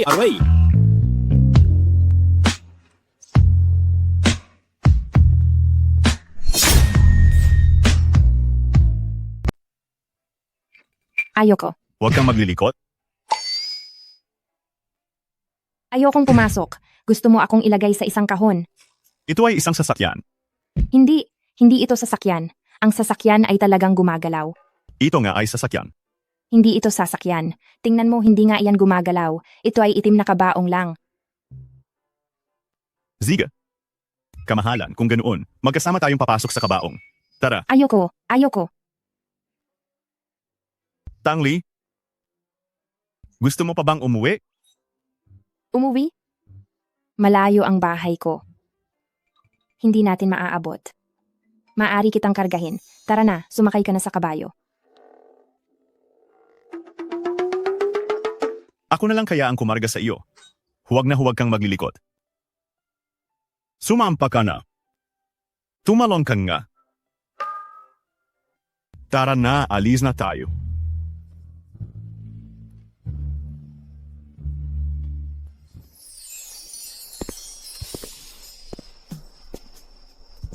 Chin Xiao. Gising ka na ba sa alak?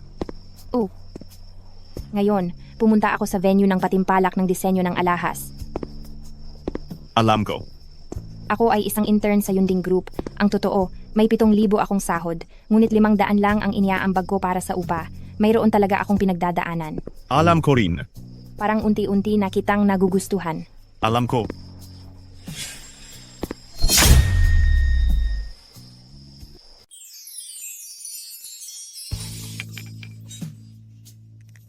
Kalimutan mo na lang na sinabi ko.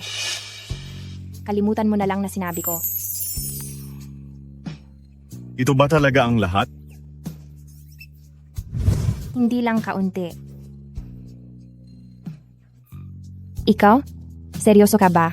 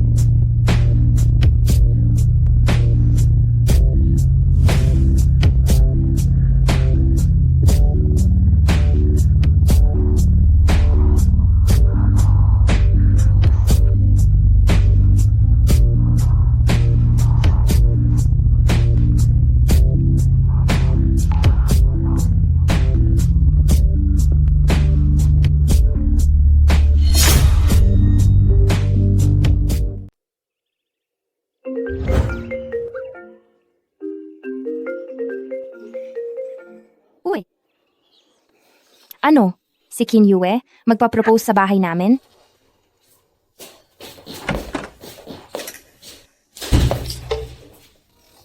Bakit? May trabaho ka pa ba ngayon?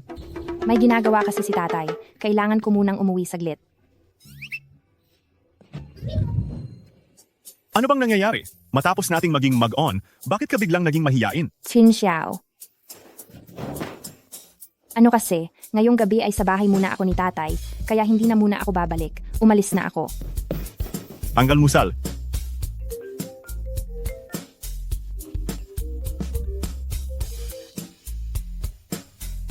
Hello, Lola. Xiao, si Qin Yue, magpa-propose ngayon doon sa pinakamayaman sa Beicheng. Sumama ka na rin. Kahit na ano pa man ang mangyari, kailangan pa rin gawin ang mga formalidad. Ano?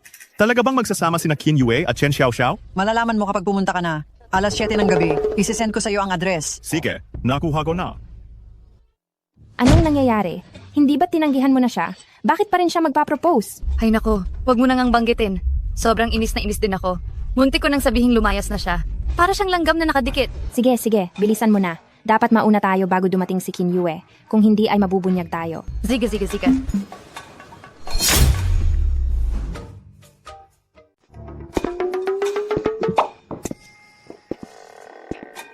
Amo, si Qin Yue ay pangalawang batang amo lang ng pamilya Qin.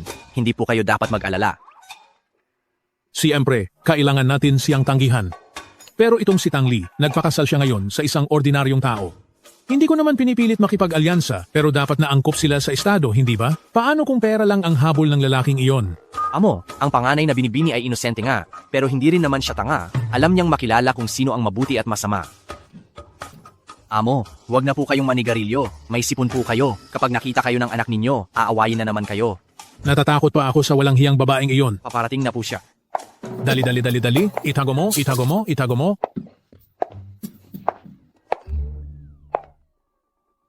Tay, nanigarilyo ka?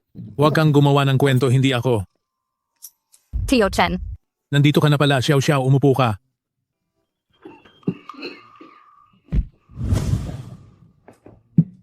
Tay, kasal na ako. Wala nang saysay kung papupuntahin mo pa si Qin Yue. Pauwiin mo na siya. Sa tingin ko, maganda pa rin ang pantayang katayuan. Sasabihin ko sa inyo ang totoo. Akala ni Qin Yue na si Xiao ang anak mo. Ha? Akala ni Qin Yue na si Xiao ang anak mo. Ha? Akala ni Qin Yue na si Xiao ang anak mo. Oh, Tingnan mo ang sarili mo. Ano pa bang masasabi ko?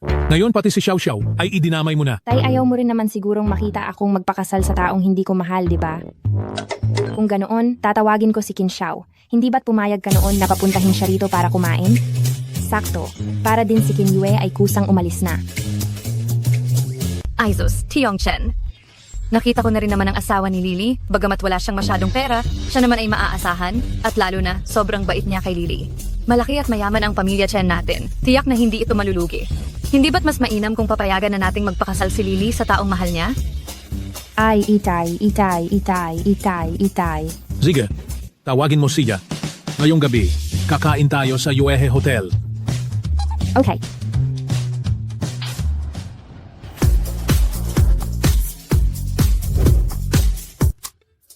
Hello? Qin Xiao, gusto ka raw makita ni Papa. Ngayong gabi, alas 7 sa Yuehe Hotel. May oras ka ba? Naman. Gusto akong makita ng aking biyanang lalaki. Siyempre, may oras ako. Kung ganoon, hihintayin kita. Siguraduhin mong magpagwapo ka ng husto. Bakit ba? Ano bang talagang nangyayari? May isang rich kid na mas mababa sa iyo ang nanliligaw sa akin. Gusto raw kayong i-evaluate ni Papa. Sige, walang problema. Wutian, umayos ka. Umuwi muna tayo para lang kumuha ng ilang gamit. Boss Chin, pupunta pa tayo sa North City ngayong gabi. Malapit nang mawala ang aking asawa. Mag-alala pa ba ako kay Qin Yue?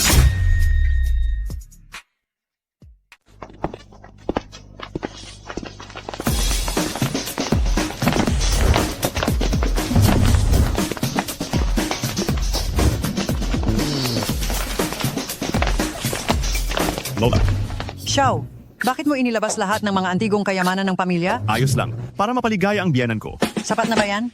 Kung hindi sapat, kumuha ka pa sa bodega sa hilagang bundok ng pamilya Qin. Sapat na po, Lola. May kailangan pa akong gawin? Aalis na ako. Ay, mamaya doon kay Qin Yue. Saan sila makikita mamaya? Sabi ni Chen de Chiang.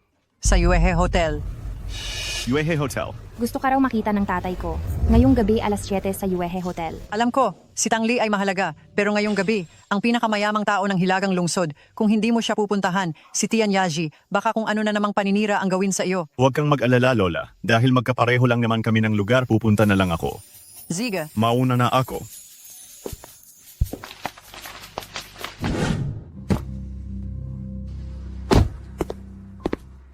Anak, ngayong araw, kailangan mong magpakitang gilas ng husto. Kapag napasunod mo si matandang Chen Deqiang sa hinaharap, puwede na tayong tumayo sa sarili nating mga paa. Huwag kang mag-alala, inay. Kapag pumayag si Chen Deqiang, hindi ako matatakot kung hindi pumayag si Chen Xiaoxiao. Ano ba si Qin Xiao kung dumating ang oras na iyon?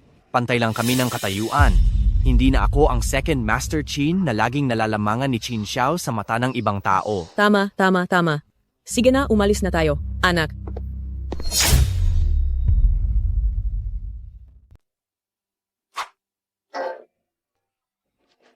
Alas 6:50 na. Bakit hindi pa siya dumarating? Papupuntahan ko na si Qin Xiao. Sige.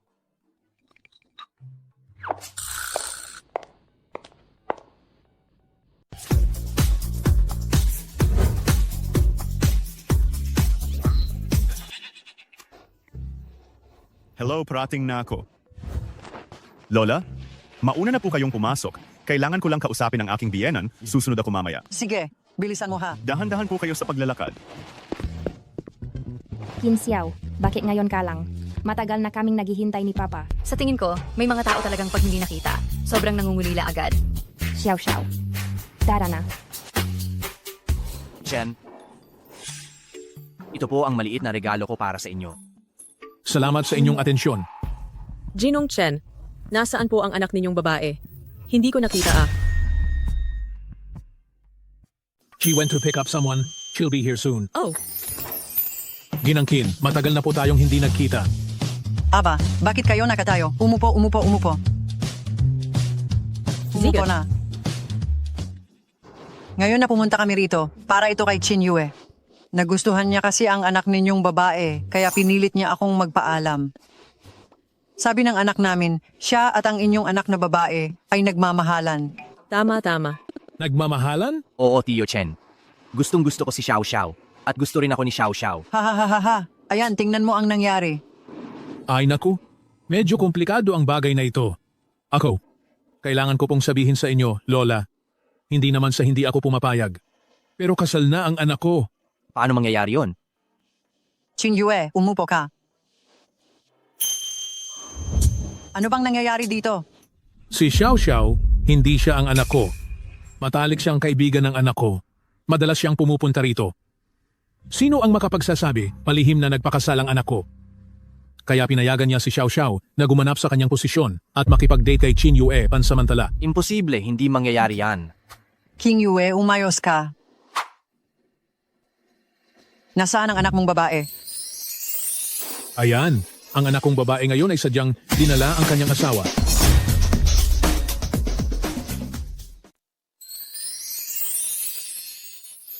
Xiao Xiao, Paumanhin, hindi ako ang anak ni Tio Chen, nandito ang anak niya. Hi. Qin Zhao, bakit ka nandito? Kuya, Nasa kotse, sinabi ni Tang Li na may manliligaw siyang mayaman. Kaya, kailangan kong magpakita ng husto at nasa Yuehe Hotel pa lahat. Tang Li, may tinatago ka ba sa akin? Iyon ba ang itinatago mo? Tay, Ipaapakilala ko sa inyo ang anak kong si Tang Li. Si Tang Li talaga ang anak mo? baka nagkamali kayo? Hindi ba kayo magkaibigan ni Chen Xiao Xiao? Pangalawang binata, Qin. Kasal na ako. Ito ang asawa ko. Hindi maaari.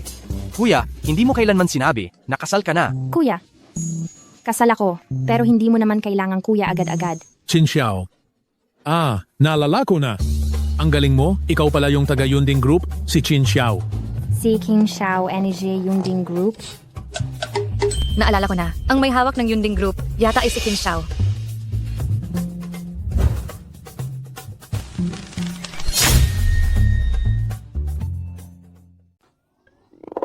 Qin Xiao, niloko mo ako. Sige na, pasensya na. Hindi ba't niloko mo rin ako? Tabla na tayo ngayon. Mabuti, hindi ko inasahan na may ganito palang tadhana. Mr. Chen, itong batang ito ay tinangay ang anak mo nang walang pasabi, kasalanan namin, ng pamilya Qin. Bakit hindi natin pag-usapan ito? Magbigay ulit ng tot para itong dalawang bata ay maging lehitimo. Ako, gustong-gusto ko si Lily. Matandang ginang ng pamilya Qin, ikaw ay isang taong may pangunawa. Mukhang gusto mo rin si Lily at si Qin Xiao. Sinasabing hindi siya lumalapit sa kababaihan. Ngayong kasama na niya si Lily, siguro ay seryoso na rin siya. Sige, pumapayag ako. Ma, paano naman si Yuer?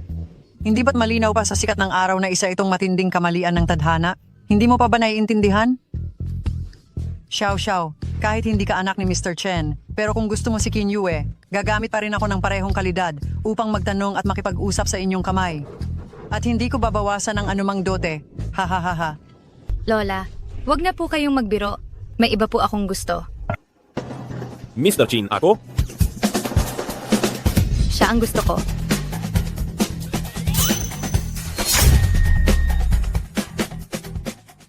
Ay, kalihim Wu. Anong development ng inyong dalawa ni Xiao Xiao? Ginang Tang, ang mga personal na tanong ay sikreto.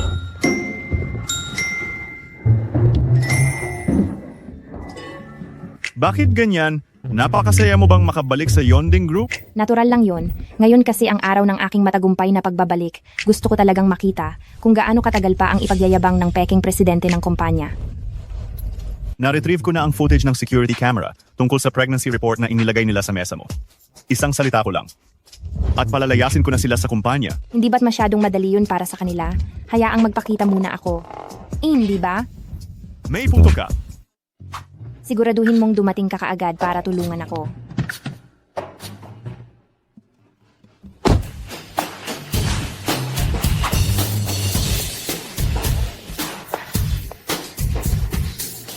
Patay na.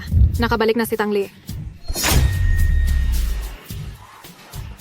Hindi maganda ang balita. Nakabalik na si Tang Li. Binibining Tang, bakit po kayo narito? Supervisor Lee, ilang araw pa lang. Ipakita mo sa akin ang tapang na ipinakita mo nang pinaalis mo ako. Tingnan mo naman ang sinasabi mo, Binibining Tang. Hindi ko po alam noon ang inyong pagkatao. Bakit po kayo naparito ngayon? Ang dahilan kung bakit ako talagang pumunta rito ay upang hanapin ang asawa ng inyong CEO. Tang Li, kahit pa isa kang top jewelry designer, pero wala kang appointment, hindi ka siguro papapasukin ng kumpanya, hindi ba? Asavan Ksel, hindi ba sinabi sa iyo ng asawa mo? Inirecruit niya ako at pumirma kami ng kontrata na may taunang suweldo na 10 milyon. Team leader, bakit hindi mo sinabi? Base sa kanyang mga nagawa, tiyak na mataas ang posisyon niya. Team leader, totoo ba ito? Team leader, magsalita ka.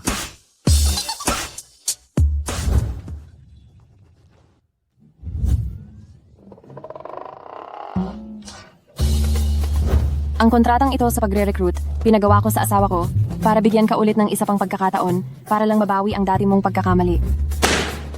Ibinigay mo. Sigurado ka ba? Oo naman. Anong gusto ng asawa ng presidente? Espesyal man si Tang Li, hindi ba't parang sinampal niya na kami sa pagkuha sa kaniya pabalik? Hayaan mo na ang nangyari noon. Pagkatapos nito, kung magtatrabaho ka ng maayos, hindi ko papayagan ang asawa ko na maging hindi patas sa iyo. Team leader, bakit hindi mo kami sinabihan ng maaga? May utang pa siyang 10 sampal sa akin. Oh, maganda pa rin ang alaala mo. Tama na! Kailangan ko pa bang magpaalam sa iyo bago ako gumawa ng isang bagay? Team leader? Team leader, si Liu Yue ay may mabuting intensyon at wala ring pakinabang sa amin ang pagkuha kay Tang Li. Ano ang alam ninyo? Ang tinitingnan ng asawa ko ay ang kita. Kung makagawa kayo ng magandang disenyo, maaari ko ring hilingin sa kanila na taasan ang sweldo ninyo. Tang Fei, hindi ko inasahan na magaling kang umarte. May utang sa iyo ng maliit na gintong tao ang Oscar. Hindi ko naiintindihan ang sinasabi mo. Ayos lang kung hindi mo naiintindihan. Kailangan mo lang malaman na ikaw, at ikaw ay tinanggal na sa trabaho. Huwag kang magbiro. Anong biro yan? May karapatan ka bang magpasya na tanggalin kami? Huwag kang magyabang, Tang Li. Kung ayaw mong magtrabaho ng maayos, maaari kong bawiin sa asawa ko. Ang kontratang ito anumang oras. Bebe, Tang, ang Yunding Group ay hindi lugar para mag-eskandalo ka. Tapos ka na bang magsalita? Naaalala niyo pa ba ang dahilan kung bakit ako umalis noon? Sabi niyo buntis ako at sinasabi niyo na peke ang impormasyon ko sa trabaho. Ito ang pregnancy test sheet noong panahong iyon. Pero nagpunta ako sa ospital at nagsagawa ako ng kaunting investigasyon at nalaman kong ang test sheet na ito, ang tunay na may-ari ay si Liu Yue. Huwag kang magsinungaling. Kung nagsisinungaling man ako o hindi ba malalaman iyan kapag nagpa-check tayo? Manager Lee, mayroon pa ba kayong security footage noon? Pakitingnan po. Hindi siya ganoon katalino. Tiyak na may nag-utos sa kanyang gawin iyon. Tang Li, opisina ito. Nagpakita ako ng kabutihan at pinakiusapan ko ang aking asawa para bigyan ka ng pagkakataong ito. Pero hindi ko inaasahan na hindi ka man lang marunong tumanaw ng utang na loob. Lumayas ka. Tumatawa ka pa rin. Tigilan.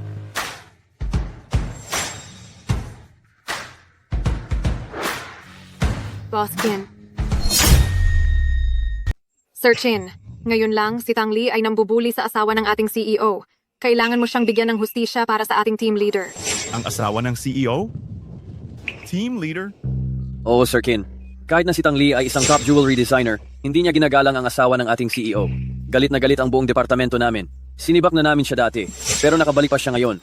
Team leader, dumating na mismo ang CEO para bigyan ka ng hustisya. Magsalita ka naman. Huwag na nating payagan si Tang Li na makapasok pa sa ating design department. Bakit hindi ko alam na asawa ka pala ng CEO? Hindi po siya asawa ng CEO. Ang tanga. Ang tunay na asawa ng CEO ay si Tang Li. Kailan pa siya naging asawa ng CEO? Ikaw. Mahal, mabuti na lang at dumating ka. Kung hindi ka dumating, matatalo na ako ng kabit mo. Tama na, kayong lahat ay tanggal na. Hindi, CEO Kin. Wala akong kinalaman dito. Dati sinabi ni Secretary Wu na alagaan ko ang asawa ng CEO.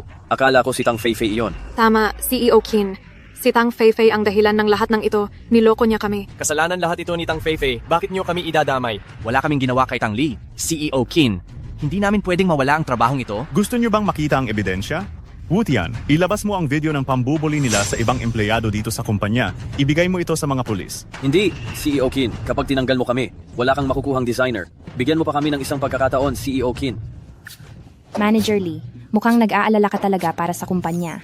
Pero huwag kang mag-alala simula ngayon. Ang disenyo ng alahas ng Yunding Group ay ako mismo ang hahawak. Tapos na. Lahat ay tapos na. Daling na sila.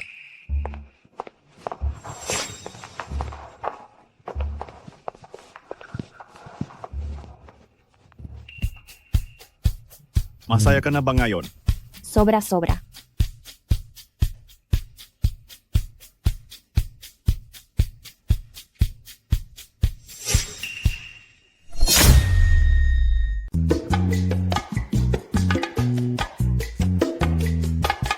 Ang mga damit na suot nila, wala man lang tatak. Mga pulubi na naman.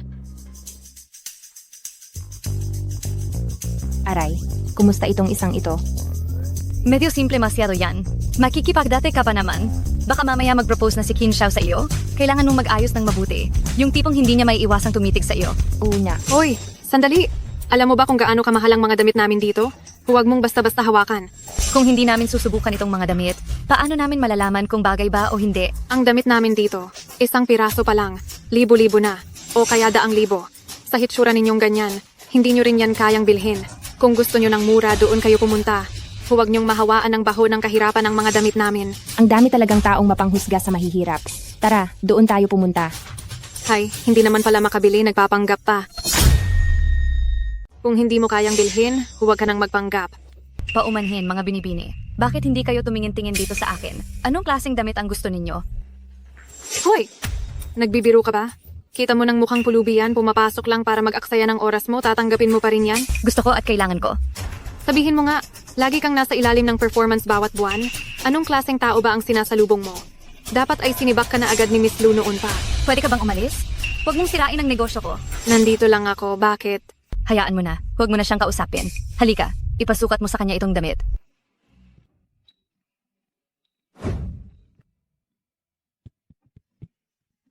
Xiao-xiao. Maganda ito, maganda ito. Siyempre naman, ito ang aming custom-made na damit. Ang isang piraso ay nagkakahalaga ng 800,000. Kaya mo ba yan bilhin? Kailangan mong iswipe ang card. Iswipe ang card? Nagpapanggap ka pa rin, ano? Nag-swipe pa ng card, nagkukunwari ka na mayaman. Hoy, ba't nakatunganga ka dyan? Dali na, mag-swipe ka na. Twill ka pang lumabas? Nandito lang ako, anong problema mo? Tanggal ka na sa trabaho. Umalis ka na agad. Ginanglu. Ginanglu! Bumalik ka na pala ng bansa? Inistorbo mo ang customer ko. Bibigyan kita ng 3 segundo. Kapag hindi ka pa umalis, maniniwala ka bang sisiguraduhin kong hindi ka na makakahanap ng anumang trabaho kahit kailan? Paumanhin, miss. Dahil sa hindi magandang karanasan mo sa pamimili. Wala, maliit na bagay lang. Iba ka sa serbidora kanina. Sige. Itong mga damit, ipack mo na lahat para sa akin. Ibalot mo. Sipo, miss? May date po ba kayo ngayong gabi? Tama. Baka nga, proposan pa siya mamayang gabi. Hoy, hoy! Anong ginagawa mo? Huwag po kayong magkakamali. Pakiramdam ko lang.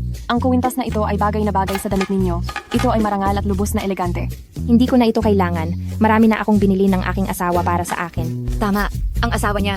Sobrang mahal siya. Anong nangyayari, Lily? Pakiramdam ko, itong si Miss Lou kanina sa clothing store, may kakaiba siyang tingin na talagang nakakailang. Aba, huwag mo nang isipin yan. Sa tingin ko nga, elegante siya. Hindi mo kasi alam. Hindi ko nga alam. Imposibleng karibal mo siya. Ex-girlfriend ni Qin Xiao, na sadyang naghihintay dito para bantayan ka, di ba? Hindi ko alam kung kaninong dalaga yon. Napakagalante ng paggastos. Ang komisyon mo ngayon, ipapasok sa card mo. Kunin mo ang pera mo at umalis ka na. Miss Lou, si Zantay ninyo po ako? Bakit po? Hindi ko gusto ang mga taong pinupuri ang bagay na kinaiinisan ko.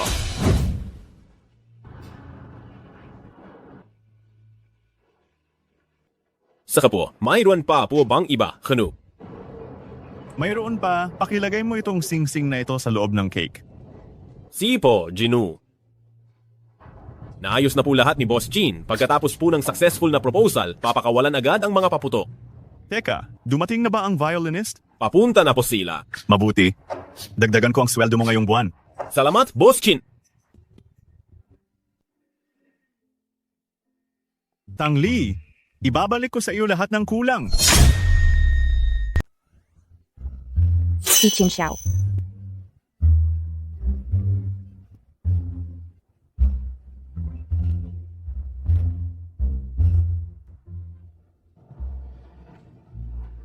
At may iba pa ibig sabihin ba hindi siya magpo-propose sa akin ngayong gabi?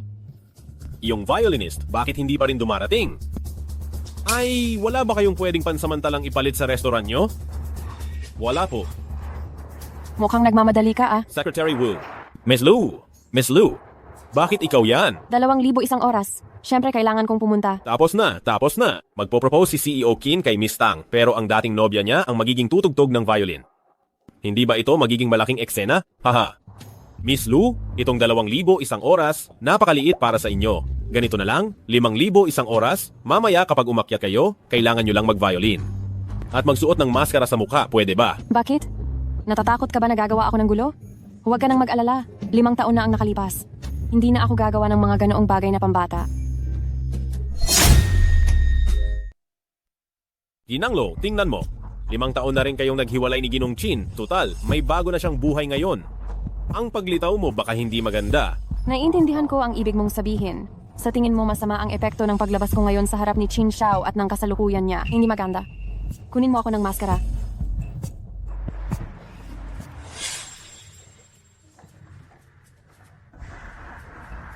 Salamat. Kumain ka ba?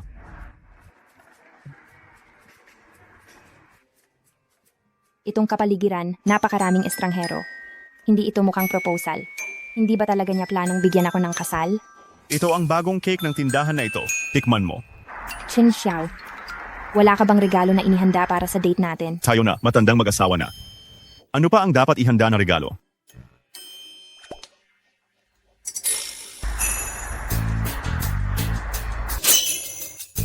Bakit may sing-sing sa loob nito? Hindi ba ikaw ang naghanda nito?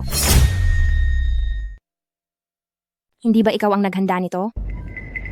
Hindi ako. Qin Xiao, umayos ka't umamin. Ikaw ang naghanda nito. Magpo-propose ka sa akin, tama ba?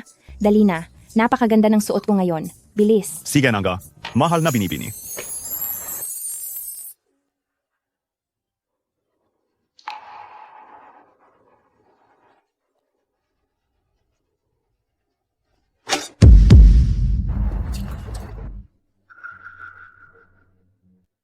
Binibining Tang.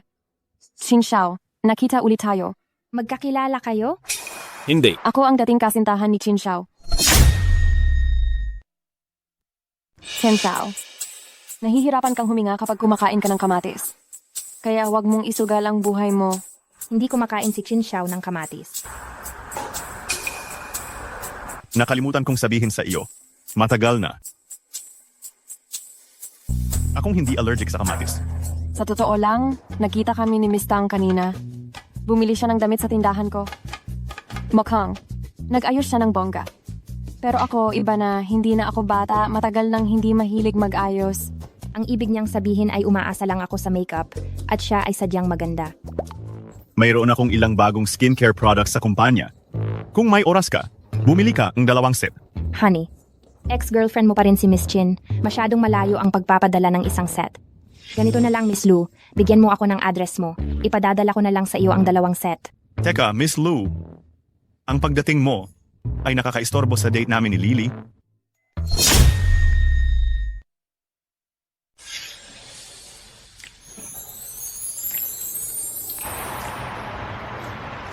Lee, pasensiya na. Ang totoo, gusto kong mas maraming tao pa ang makasaksi ng pag-iibigan natin. Pero hindi ko inasahan. Naging masama ang kinalabasan. Mahal, alam mo naman, hindi ako nagmamadali sa ganoong mga seremonya.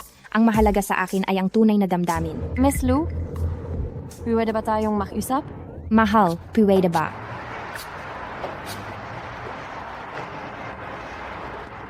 Hindi. Lu, narinig mo naman. Ako kasi, tuta akong asawa ko. Ang asawa ko, kapag sinabi niyang isa, hindi ko pwedeng sabihing 2. Kapag sinabi niyang sa silangan, hindi ako pwedeng pumunta sa kanluran. Tara na.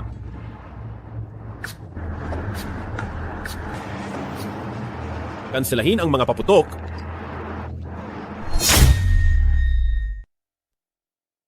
Kailangan ko na mag-deliver. Maniniwala ako sa lalaki kung mas posible pang lumipad ang baboy at sinasabi pang wala siyang dating kasintahan. Pero ang lahat ay nakatutok sa akin ngayon. Mas maaasahan talaga ang pagkita ng pera. Hoy! MS Tang. Kung ganyan ang bilis mo, baka bukas mo na may deliver yung order. Sumakay ka na. Ako na ang maghahatid sa iyo. Hindi pa kita pinapatawad. Ipapakuha ko na lang sa iba ang sasakyan mo para ihatid pabalik. Tangli, tama na. Huwag ka nang magpanggap. Bakit naman ako magiging ganoon kabata? Bata ka nga. Pahalik nga. Sa Totulang. 3 taon kami ni Lowanyi. Baka hindi ka maniwala. Noong nagkaroon ng malaking pagbabago sa negosyo ng pamilya, Kin, halos malugi kami. Sa totoo lang, gusto ko siyang pakasalan. Pero umalis siya. Pagkatapos noon, patuloy lang ako sa pagkatrabaho. Hanggang sa nakilala kita. Jinang Chin, hindi mo ba pwedeng dagdagan ang tiwala mo sa sarili? Bakit naman siya nagpapakita ng ganoong kalalim na pagmamahal? Dahil maraming mensahe ang ipinadala niya sa akin. Mensahe. Bakit hindi mo siya i-block? Binibini, bawat isa ay galing sa hindi kilalang numero. Hindi ko siya ma-block lahat. Talaga siyang malupit. Binibining Tang, kung iiwanan mo si Qin Xiao, ang numerong nakasulat dito. Isulat mo lang kung magkano. Ziga.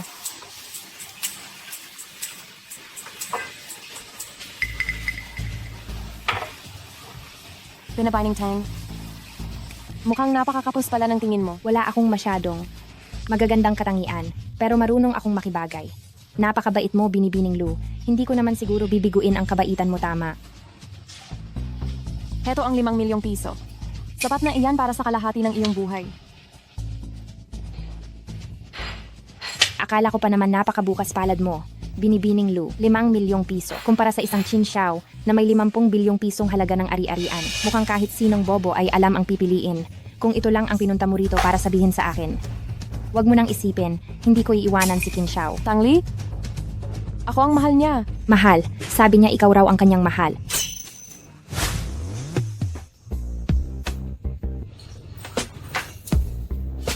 Mahal mo. Ako, Usia. Ikaw ang mahal ko? Mas hihigit pa sa pagmamahal ko sa sarili ko.